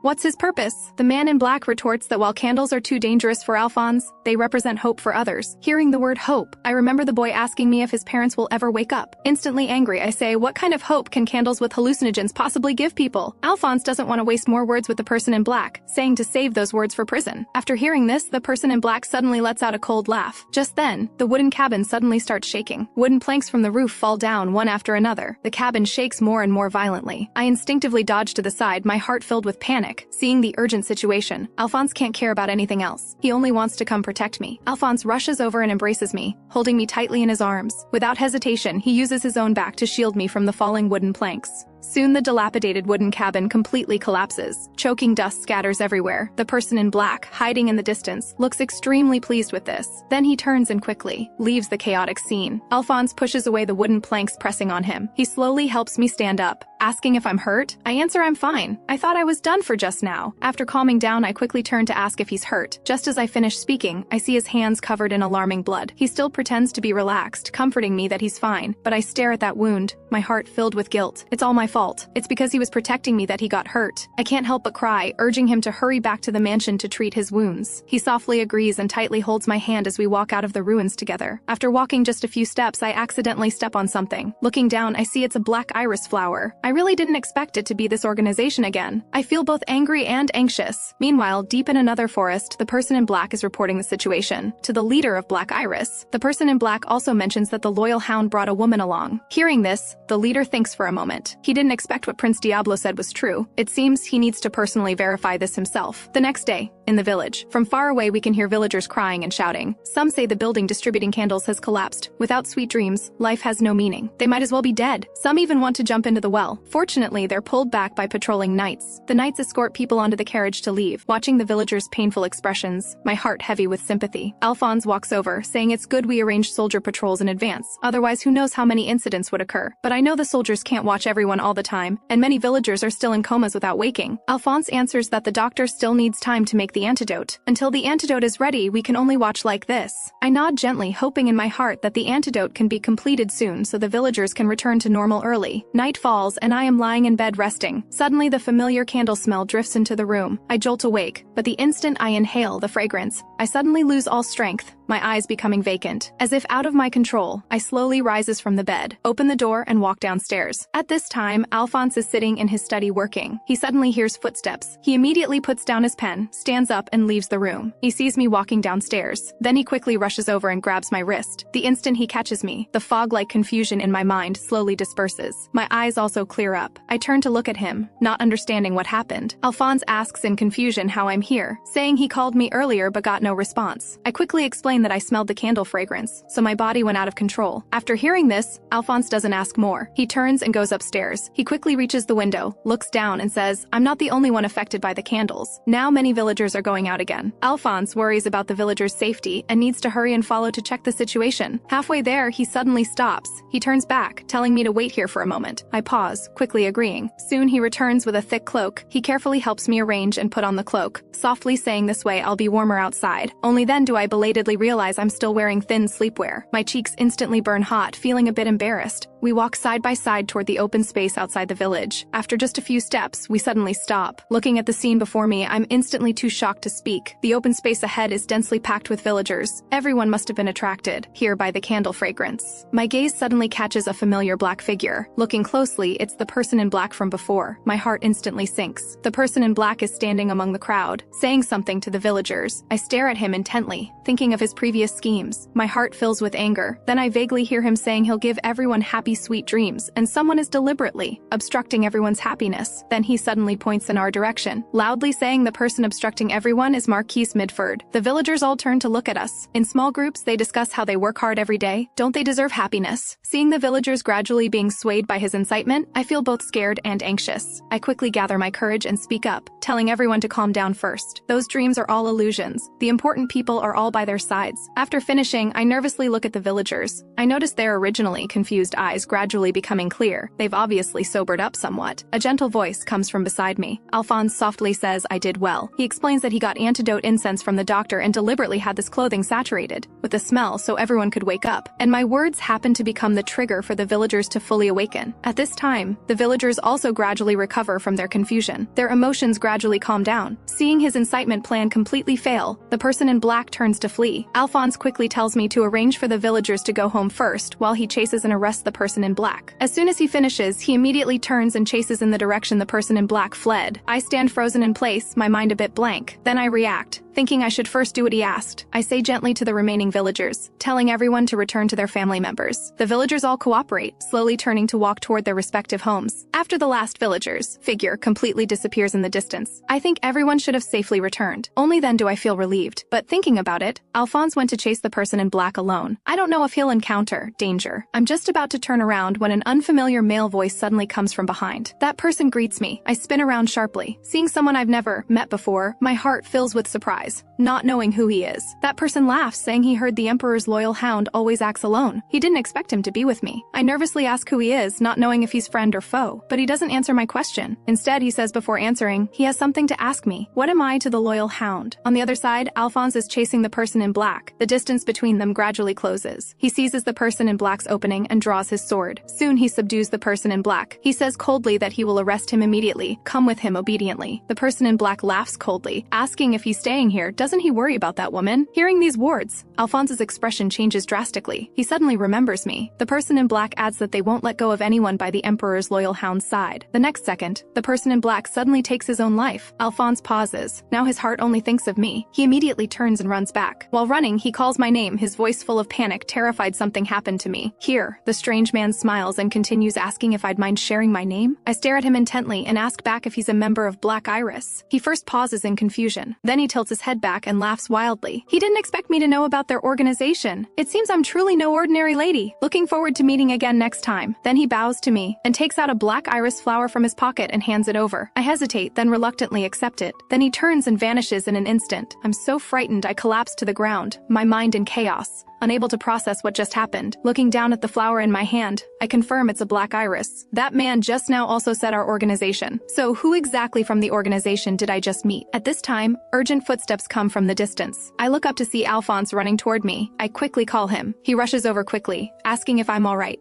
Why didn't I go back to the village with the residents? While speaking, he sees the flowers in my hand. His expression suddenly changes drastically as he asks what that is. I hurriedly answer that a man gave me the flower, then he left. Alphonse doesn't ask more at the moment. Instead, he holds me, his voice gentle, saying, "Let's return to the mansion first." Back in the mansion study, after listening to my words, Alphonse says, "So that's what happened." He guesses that man is connected to Black Iris but isn't certain of his identity. I blame myself, saying if I had stalled him then maybe he could have been caught. Alphonse shakes his head, saying stalling him would only have put me in danger. He tells me not to overthink it. This matter comes to a temporary conclusion for now. At dawn, they'll distribute antidote candles to the residents. I suddenly remember Finian and eagerly ask if I can personally deliver to his home, my eyes full of anticipation. Alphonse smiles and nods, saying, "Of course I can." I instantly feel happy. All the earlier panic completely dissipates. The next day, arriving at Finian's home, I light the antidote candle. I stare at the flame, hoping it can wake his parents. Before long, Finian's parents gradually open their eyes. Finian immediately rushes over happily to hug them. Seeing them wake, joy surges in my heart. My earlier worries are put to rest. Finian hugs them and cries hard. His parents' eyes also redden, tears sliding down. Watching this family reunite, my heart feels warm. I feel all those efforts were worth it. After they calm down, I take out spare candles and instruct them to light them continuously for 3 days. Finian looks up at me with a smile, extremely grateful. I also smile, wishing their family happiness. Pushing open the door to leave, I see Alphonse standing not far away, seeming to have waited a while. He walks closer and asks about the situation. I tell him the child's parents and the villagers are all recovering. Thinking about this experience, I'm sincerely glad. Fortunately, he was there to help. Returning to Alphonse's mansion, the butler is already waiting at the door, face full of smiles. The butler says while we were away, everyone prayed sincerely for our safety and even guarded the mansion. Knowing dinner is prepared, and there are even my favorite custard cream puffs, I instantly feel excited. The next day at the training ground, I grip my sword and strike. My movements are more fluid than before. Alphonse raises his hand to counter. His sword attacks. I instinctively dodge, My reactions are faster than before. Alphonse stops and looks at me. His eyes show approval, saying I'm much more agile than before. In that case, he doesn't continue, but says that's enough for today. He still has work to handle. Watching his departing figure, I stand in place, wondering what he originally wanted to say. While bathing, I tell Lillian I think Alphonse has been acting unusual lately. I mention that Alphonse seems troubled, but I don't know how to describe it. Lillian says that's him gradually letting down his guard, not being troubled. I'm confused. She explains that Alphonse has been the head since childhood, later becoming the Emperor's loyal hound. He's always been tense. He's very guarded toward others. Only I have approached him with an open heart, letting him relax. Just my presence by his side is enough to make him let down his guard. Hearing this, my heart feels sweet yet somewhat disbelieving. I sincerely hope it can truly be as Lillian says. On the other side, Alphonse is alone in the study. His brow is tightly furrowed, deep in thought. The butler gently pushes the door open. Seeing his troubled expression, he knows something is on his mind. Alphonse says in a low voice that he wants to give Amy a gift but isn't sure if it's appropriate. He fears this gift will pull her into his complicated world. The butler softly answers that in his view, as long as she's with him, Miss Esmeralda will go anywhere willingly. He believes that with them traveling together, they will surely bring peace to the underground society. After hearing this, Alphonse stops hesitating. He instructs the butler to send the letter at dawn. The butler takes the envelope. Before leaving, he advises him again not to worry so much, then quietly exits. Leaving him alone gazing out the window in a daze, Alphonse sighs softly that he's actually worrying about this. She truly is remarkable. The next day, while I am sleeping soundly, Lillian gently wakes me. She tells me a guest has arrived at the mansion, and Alphonse also went to the palace early in the morning. I mumble that he's not here, yet they're waking me up. I don't know what to do. Lillian hesitates before telling me the guests are my sisters, both of them. I instantly wake up, unable to believe my sisters suddenly came to visit. Not even bothering to wash up or get dressed, I frantically run to the reception room. Pushing open the door, I see my sisters. They're sitting on the sofa waiting for me. Eldest sister Melissa Coveney looks at me with a frown, saying, "How can I still be wearing sleepwear at this hour?" Second sister Agnia Mellower also chimes in that my hair is also very messy. I stand in place, my mind blank, completely not expecting them to come. They say in unison that they came specifically to see how I'm doing, their tone carrying concern. Hearing this, my mind completely freezes. This is so sudden. Before I can recover, they ask again if I always wake up this late. Too lax. I hurriedly argue that you came early, it's not that I woke up late. They tell me not to make excuses and ask if I've forgotten their instructions to never accept political arranged marriages. I nod, saying I know. I wonder why they suddenly bring this up. Melissa changes the topic, saying how can I be in a romance approved by father? They then ask me if this is with marriage as the premise. Have I already moved in with Alphonse? Don't I know the harm of political arranged marriages? They say bluntly they don't trust my judgment and that this visit is to inspect Alphonse. Hearing this, I instantly panic, standing in place not knowing what to do, my palms sweating. At this time, Alphonse is having a meeting with Gallo at the palace. Suddenly, his body trembles noticeably. The movement obvious. Gallo stops what he's doing, looks at him with concern, and asks what's wrong, his eyes showing confusion. Alphonse says it's nothing, just feels like someone urgently needs to find him. Gallo teases him, asking if he's worried about Esmeralda at the mansion. Alphonse answers that if it's her, he's not worried at all, his tone full of trust. Gallo hands over the documents, telling him to focus on work for now. Alphonse takes the documents and responds, of course, his gaze immediately falling on the documents to review. Both stare at the document contents, discussing in low voices what scheme Black Iris is plotting again. On the other side, my sisters learn from me that I invited Alphonse into a relationship upon first meeting. It was really too reckless. I timidly argue that I've told father about this, and father agreed too, but they say father wouldn't agree for no reason. It must be because Alphonse is a marquis, and his family is close to the royal family. I can't help but admire them. They're worthy of being my sisters, thinking exactly the same as I did before. I admit I used to think that way too, but Alphonse is super good to me. They don't believe it at all. The two exchange glances,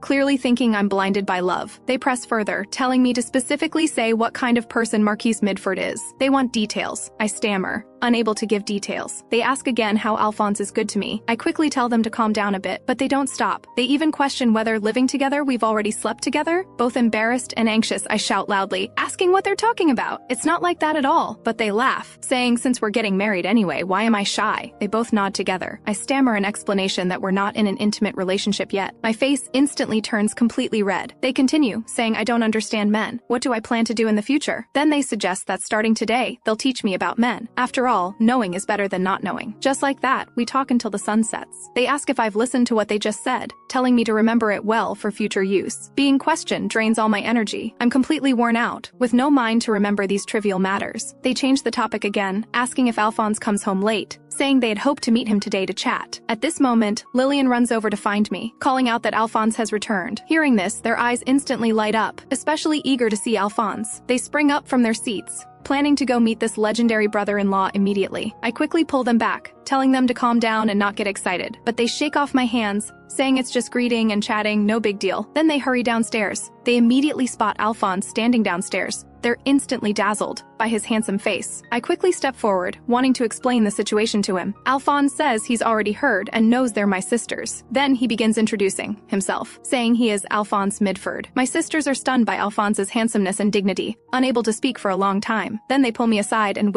shout at me, saying why did I never mention how handsome Alphonse is? He's so tall, strong, and perfect. Alphonse looks toward us, politely saying if he had advance notice, he would have made more preparations. They quickly say it's fine, adding that they came unannounced and praising Sir Midford for being so gracious. Alphonse smiles, saying it's no trouble at all. The atmosphere instantly relaxes considerably. Then he signals to the maids, who bring over 2 exquisite boxes, saying he hopes they will accept these gifts. The maids open the box, revealing 2 exquisitely crafted gemstone necklaces inside. My sisters are instantly dazzled again, their eyes lighting up. Alphonse adds that he hopes the necklaces will complement their beauty, his tone sincere and appropriate. They exclaim, "Oh my goodness!" clearly moved by his attitude and gifts. Alphonse turns to me and says, "Why didn't you tell me earlier that your sisters are so beautiful and charming?" He only just found out now. I didn't expect Alphonse to say such things. I get goosebumps all over. But the effect is indeed good. My sisters surround Alphonse with smiles, saying he's gracious and considerate. But suddenly I realize, the last person Alphonse gives such praise to is Miss Roxanne, and I've never received such treatment. At this moment, my sisters say it's getting late and bid us farewell. Alphonse smiles and says they're welcome to visit often. My sisters are extremely pleased to hear this. They then turn around and wave at me with satisfaction, saying they're leaving first. I weakly respond, "Bye-bye." Today's emotional ups and downs feel like riding a roller coaster. At night, I lie in bed unable to sleep, thinking about what crossed my mind during the day. My heart aches. The more I think about it, the more wronged I feel. Tears fall uncontrollably. At this moment, the door opens and Alphonse enters.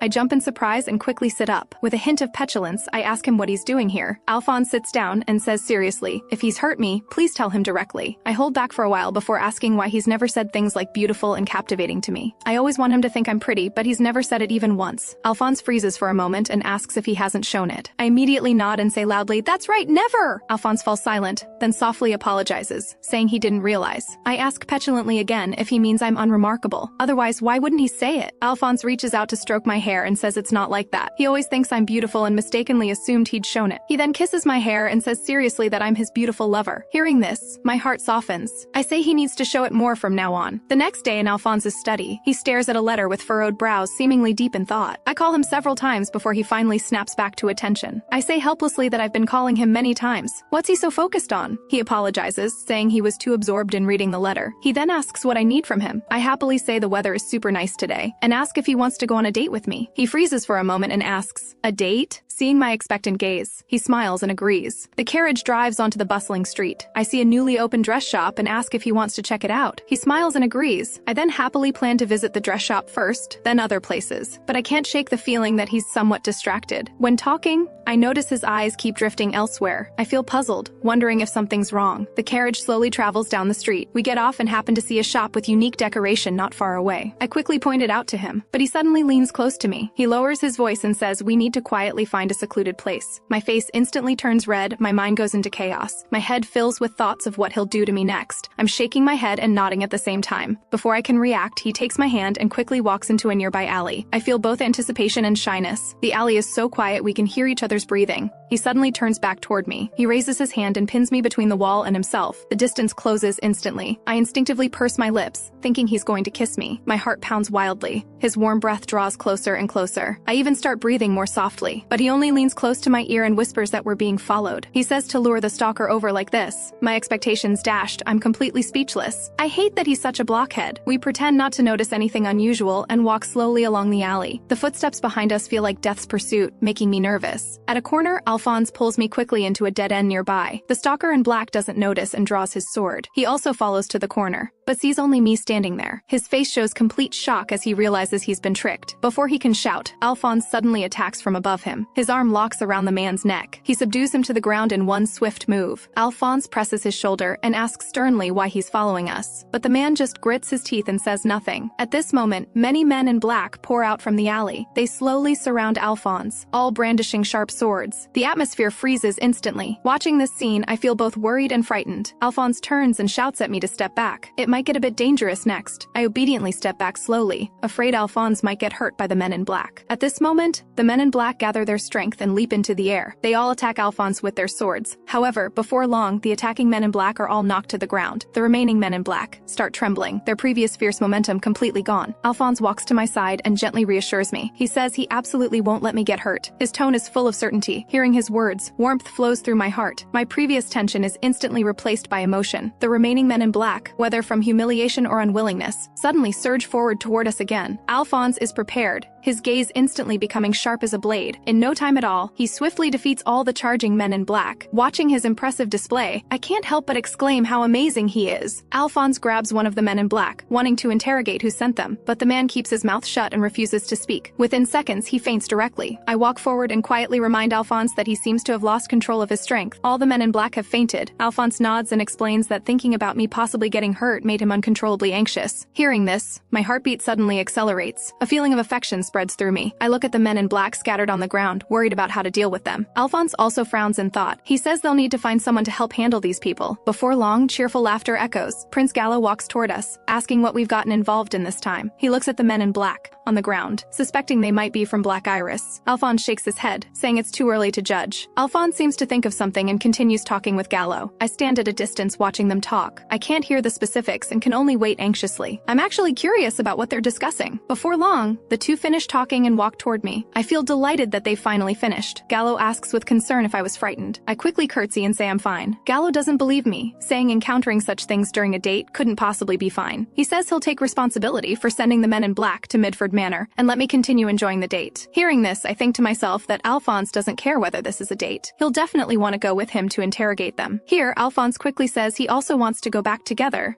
Just as expected. Gallo turns around with a smile and reminds him that doing so will make him miss the date. I'll surely be upset, and the men in black still need some time to wake up, so there's no rush. Watching Prince Gallo being so considerate, my heart fills with gratitude. Prince Gallo waves his hand, telling us to enjoy the date slowly. After speaking, he quickly leaves. Only Alphonse and I remain. He says beside me that since that's the case, my heart stirs. I pretend my legs are weak from fright and gently lean against Alphonse. I pretend to be weak and say I seem to have been frightened just now. Seeing this, Alphonse quickly says this won't do. We must return to the manor immediately. I quickly explain that's not what I mean. Going to a cafe for some tea should help. After saying this, I feel somewhat shy. Alphonse freezes for a moment, clearly not catching on. After a few seconds, he understands my meaning. He can't help but smile and say, I see. Let's go to the cafe then. We arrive at the cafe together. I drink my coffee, feeling very happy. I think the coffee tastes especially good. Alphonse sits across from me watching, his eyes full of deep affection. I think of what just happened and ask Alphonse if he'll interrogate those men in black when he returns to the manor. I wonder why they targeted us. Could they be from that organization again? Alphonse says there's a high possibility it's that organization, but he can't be completely certain. Hearing his words, my mind fills with confusion. What does this mean? Alphonse says that through his network of informants across various regions, he's learned that besides Black Iris, there's a new special force. He emphasizes that this force's target is the perfect human body. My heart tightens. Could it be human trafficking again? Alphonse shakes his head in denial, saying their ultimate goal is even more terrifying. It's the descent of a god. He adds that recently, freshly buried corpses in various places are often stolen. Now they're even reaching out to the living. I feel chills all over, stammering as I ask what they're doing with corpses and living people. Alphonse answers that the group takes perfect parts from various human bodies to stitch together for a god to descend into. My eyes widen in disbelief as I cry out, "What?" Alphonse continues, saying the organization is called Frankenstein. The Crown Prince worries that Dr. V might be interested in this research, fearing it will trigger greater chaos. If Frankenstein contacts Black Iris first, the consequences will be unthinkable. This thought makes my scalp tingle. I can hardly believe the situation has become this dangerous. Alphonse worries that if they cooperate, who knows what kind of monsters and chaos will be born. Hearing this, I suppress my fear and drink all my coffee in one gulp. I tell Alphonse I understand. We must catch them quickly. Let's hurry back to the manor to prepare. Alphonse nods in agreement. Returning to Alphonse's manor. As soon as we enter, I hear explosive news. I blurt out in shock, "How can this be?" Alphonse turns to the butler and says, Explain in detail. The butler bows and replies. He says when the carriage returned to the manor, those stalking men in black were all dead. From the foam in their mouths, they apparently committed suicide by poison, leaving no survivors. My legs go weak hearing this. My body trembles uncontrollably. Fortunately, Lillian supports me. What about their bodies? Alphonse asks. The butler answers they're all placed in the backyard for now. Alphonse orders to summon a coroner to check if there are any other clues. He needs to go out first. After speaking, he turns to leave. Alphonse! I urgently call out to him. Alphonse turns at the sound. Where are you going? I want to come too. I step forward, not wanting him to go alone. Alphonse gently shakes his head and tells me to rest at home today. Then he looks at Lillian and asks her to take care of me. After speaking, Alphonse opens the door and leaves alone. I stand in place watching, the direction he left, my heart feeling squeezed, full of worry for him. Miss, let's return to your room. Lillian gently urges me.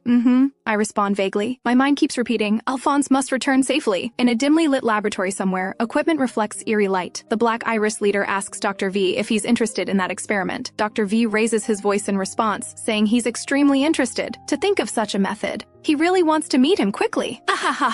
Understood. Understood. The leader is amused by him. So shall we make contact? A woman nearby asks, her gaze fixed on the leader awaiting instructions. Please do. The leader nods in approval, his lips curving into a meaningful smile. The show is about to begin. The leader holds up a black iris to admire. A hint of cunning flashes in his eyes. Early the next morning, I sport enormous dark circles under my eyes. Without a trace of sleepiness, I wonder, hasn't Alphonse returned yet? I worried so much last night that I couldn't sleep at all. My spirits are very low now. Good morning, Miss Lillian. Enters the room carrying a tray, gently greeting me as I sit in a daze. She says she's prepared breakfast tea with jasmine to relieve fatigue. Thank you. I take the teacup and sip. The jasmine fragrance lingers at my nose. Lillian then takes out a letter from Alphonse from the tray and hands it to me. I receive the letter with both surprise and joy. My fingers tremble as I quickly tear open the envelope. After reading the contents, clearly, I freeze completely, my mind full of confusion. What is this? I look at Lillian and say, Alphonse is telling us not to leave the manor for now. Lillian freezes, clearly not expecting this arrangement either. I can't help but raise my voice, asking why this is necessary. We've endured even harder times together before, but this time we must be separated. Lillian watches my agitated state, not knowing how to comfort me. I suddenly remember the letter and quickly ask Lillian where it was delivered from. I must go see for myself. As I speak, I start to get up. My feet have already stepped out, but Lillian says behind me that I won't be able to find Alphonse. She explains the letter was sent by Alphonse en route. No one knows his exact location now. Hearing this, I can only silently walk back and sit on the bed, my mood hitting rock bottom. I mutter quietly, wondering if I really can't help Alphonse at all. Lillian says it's not that I can't help at all, but unfortunately this time I truly can't. She tells me not to blame myself too much. She adds that Alphonse is also doing this for my safety, asking me to be more understanding. I think Lillian makes a very good point. I must make a change, so I throw off the blanket. While taking off my nightgown, I say I'm going to the sword practice grounds right now. Lillian is startled and asks why I'm going so early. She also reminds me I haven't eaten breakfast yet. After speaking, she hurriedly catches the nightgown I toss over. I put on my training clothes and say I'll eat breakfast later. All I can think about now is practicing swordplay. Seeing my determination, Lillian can only nod in agreement. On the way to the training grounds after changing clothes, I gradually understand Alphonse's meaning. With my current strength, not only can't I help, but I'll actually become a burden to him. So I make up my mind to become stronger. Strong enough that Alphonse won't have to worry about me anymore. Arriving at the training grounds, I pick up a sword and start practicing. Each movement is more forceful than usual. My arms gradually ache, but I still don't stop and continue swinging the sword. When I practice until exhausted, I finally stop to rest. I wonder if there's still no news from Alphonse. It's been a week since I received the letter. My heart grows more worried. Just then, Lillian softly calls me. I turn at the sound. She advises that I've been practicing swordplay for a week now. If I don't rest, my body will collapse. Hearing this, I can only nod in agreement, saying to wake me immediately if there's any news about Alphonse. Lillian responds that she understands. When night falls, I'm physically and mentally exhausted and quickly fall asleep in bed. Inside the Marquise's manor, all is quiet, but outside the manor stand many men in black, eyeing the place menacingly. They take advantage of the night to climb over the walls into the manor. Their movements are light, clearly well prepared. Lillian has already noticed, saying so they're uninvited guests. She draws her sword without hesitation. With swift movements, she strikes. In just a few moves, she defeats the charging men in black, knocking them to the ground. Lillian looks at the corpses on the ground and says coldly to come back next time after receiving an invitation. Inside the manor, other servants and maids also grab weapons to fight the men in black. Under everyone's siege, the men in black have no power to fight back and are quickly wiped out. The butler walks over and says sternly that they must strengthen security around the study and Mrs. Room. No more accidents can happen. The servants respond in unison, their voices loud and clear. Just then, Alphonse's voice sounds, saying he's returned a bit late. The butler turns around and greets him respectfully. Alphonse frowns and says he didn't expect Frankenstein's people to dare sneak into his manor. He immediately asks if security around Amy's room has been strengthened. The butler says of course, they've arranged ample manpower to guard around Miss. She's sleeping peacefully now. He asks if the case is more serious than stated in the letter. Alphonse falls silent for a moment and says he has a strong feeling that Frankenstein has already made contact with Black Iris. While closing the door, the butler asks puzzledly what evidence makes him think so. Alphonse answers that the number of recently kidnapped people and the number of stolen corpses are increasing at a fixed multiple. This is very unusual. Frankenstein alone couldn't possibly achieve this. They must have help. He pauses, his tone becoming heavier. He says they've already collected human bodies and stitched them together, creating monsters. The butler is so shocked hearing this that he can't speak. Meanwhile, in my room, someone stands quietly at my bedside watching me. I sense something. I suddenly wake up and sit bolt upright in bed, crying out loudly. The person quickly covers my mouth, telling me to calm down. I look carefully and see it's Lillian. I breathe a sigh of relief, saying she startled me. I ask why she suddenly came in and if something happened. Lillian looks at me and smiles, saying Alphonse has returned. Hearing this, I'm overjoyed and want to quickly get up to find him. However, when I reach out to grasp the doorknob, my body suddenly trembles uncontrollably. A wave of weakness instantly sweeps through me. My consciousness begins to blur. An unfamiliar drowsy fragrance lingers at my nose. The scene before my eyes gradually darkens. I fall uncontrollably toward the ground, completely losing consciousness. It turns out the Lillian just now was a Black Iris woman in disguise. In the hall, Alphonse remains concerned about my safety and wants to check on me personally. The butler follows beside him, gently reassuring that security has been strengthened at my door. He needn't worry too much. But as soon as Alphonse approaches my room, he's suddenly shocked. The servants at the door have all collapsed on the ground unconscious. He hurriedly pushes open the door and calls my name. The lingering drowsy fragrance in the room instantly makes his chest tighten. On the bed lies only a lonely Black Iris.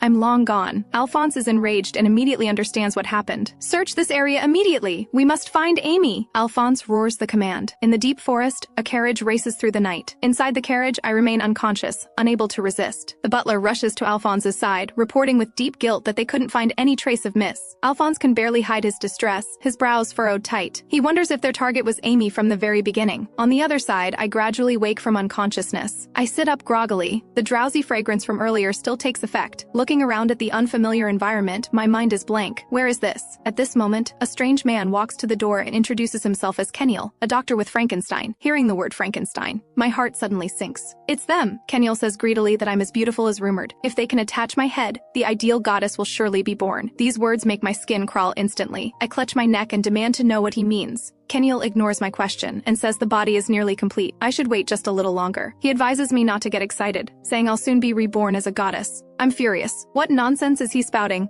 It's my head they want to cut off. He stops paying attention to me and instead turns to his subordinates, ordering them to watch me carefully. They cannot let the material suffer any damage. I'm trapped in this cell, both anxious and frightened. My mind is in complete panic, not knowing what to do. Just thinking about my head being cut off. I can't help but close my eyes tightly and shed tears. My mind is filled entirely with Alphonse. On the other side, Alphonse's mind is full of self-blame. It's all because of his negligence. That had put Amy in such a dangerous situation. The butler watches Alphonse and gently soothes him, telling him to stay calm. Such panic isn't like him. Alphonse blames himself, saying it's his fault. It's all because of him that Amy is in danger. His voice trembles as he says Amy must be terrified right now. He must find her quickly. Alphonse then looks up with determined eyes. He stands up and orders to compile all the information from this period and locate their headquarters. He keeps repeating in his mind, Amy, wait for me. I will definitely rescue you. Meanwhile, I'm curled up in the cold cell. My mind keeps wondering how much time has passed. Even if I desperately want to escape, I can't find the right opportunity. The only exit is that cell door. What can I do to get out of here? Just then, a man in black opens the cell door and coldly tells me to come out. I then follow him into the corridor. After walking a few steps, I spot the perfect opportunity. I suddenly reach out and fiercely grab the man in black's face, using all my strength to push him aside. The moment I push him away, I swiftly turn and run. Urgent pursuing footsteps immediately sound in my ears. I suddenly stop in my tracks. Before he can react, I lift my foot. I viciously kick toward his groin. Then I knee him hard in the face. The man in black's nose instantly bleeds. He staggers and falls to the ground with a thump. I finally breathe a sigh of relief. Thank goodness I learned self-defense from Lillian before, or I'd be done for. I quickly calculate in my mind. Since he called me material, he surely won't harm me immediately. Since there's no immediate danger to my life, I must escape this hellish place quickly. A door ahead suddenly opens with a creak. Hope instantly ignites in my eyes. But when I walk closer to look, Outside the door is actually another long corridor. Hope shatters in an instant, but I don't dare stop. I grit my teeth and encourage myself. In any case, I'll go this way first. I'll surely find an exit. I run desperately along the corridor, my mind full of confusion. Good heavens, what kind of crazy building is this? No matter how much I run, I can't see the end. It's like a maze. I collapse weakly on the ground, gasping for breath. How can I possibly escape from here? Suddenly, my back seems to touch some kind of mechanism. Then with a click, the mechanism turns. I also fall backward with it. I crash to the ground with a thud. I rub my aching waist and slowly sit up, looking around. Where is this? The room before me is surprisingly luxurious, completely unlike the cold cell from before. Right in front of the room are two gleaming swords. I quickly walk over and pick up the sword, gripping it tightly. My heart feels more at ease. I carefully push open the room's door, but outside is still an endless corridor. I can only grit my teeth and continue running forward, not daring to delay for a moment. After running for a while, a person suddenly appears from around the corner ahead. My heart tightens.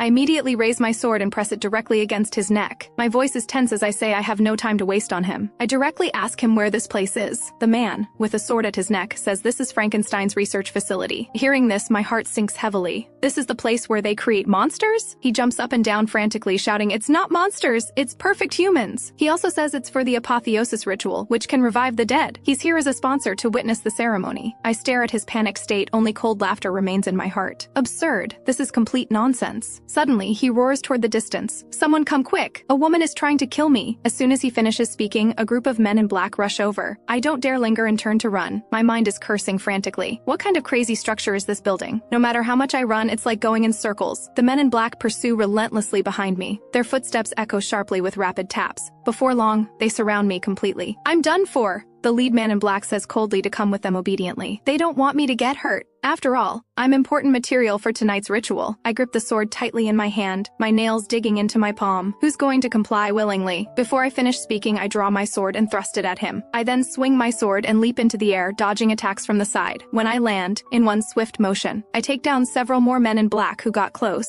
I take advantage of the chaos to turn and keep running. But more men in black block the path ahead. "Move aside!" I swing my sword at him without hesitation. The man in black immediately falls to the ground, barely breathing. I then press my sword directly against his neck and demand to know how to get out of here. Behind me, thundering footsteps suddenly sound. Even more men in black are flooding in. I'm done for. There are too many of them. I grit my teeth in resistance, my arms clutching the sword firmly. I aim at them, ready to fight. Even so, I can't give up. Come on. In the end, I'm still captured by them. There really were too many of them. At the cell door, Dr. Kenil is smiling and telling Dr. V how delighted he is to share knowledge with him. I hear Dr. V and am instantly shocked. "He's from Black Iris?" Dr. V compliments him, saying Dr. Kenil is the true genius. This idea is too fascinating. The two walk over, their eyes glancing at me. Now they only need this woman's head to complete that body? Dr. Kenil says yes, and then picks up the white cloth beside me. He yanks it off abruptly. "Ah, what is that thing?" "A stitched corpse without a head." Dr. Kenil tells me to calm down. I struggle desperately and scream. "How can I calm down? You're going to cut off my head and attach it to that corpse." Dr. Kenil says matter-of-factly, "That's right. This way I can be reborn as a goddess." I'm trembling with fury. He's completely insane. Stop spouting such nonsense. Release me from this hellish place immediately. Dr. V shakes his head beside me, saying I truly don't understand science. Their curiosity is on a level approaching art. He stares at that corpse and murmurs, "After attaching the head, where will the soul of the reborn body come from? Will it be my soul or someone else's?" I shout loudly that it's just a stitched corpse. It can't possibly move. They laugh eerily, saying they'll use the power of science to make her move, and I'll become the most perfect goddess. They all start wondering what the Emperor's loyal hound will think when he sees all this. I catch sight of the saws piled in the room, their cold light flashing. Dr. V picks up a saw and approaches me step by step. Terror instantly grips my heart. I scream desperately, "No, don't come closer. Let me go." Just then a group of men in black stumble in, shouting something's wrong. "Doctor, flee quickly." Dr. V frowns and asks what the panic is about. What happened? The man in black's face is deathly pale as he says it's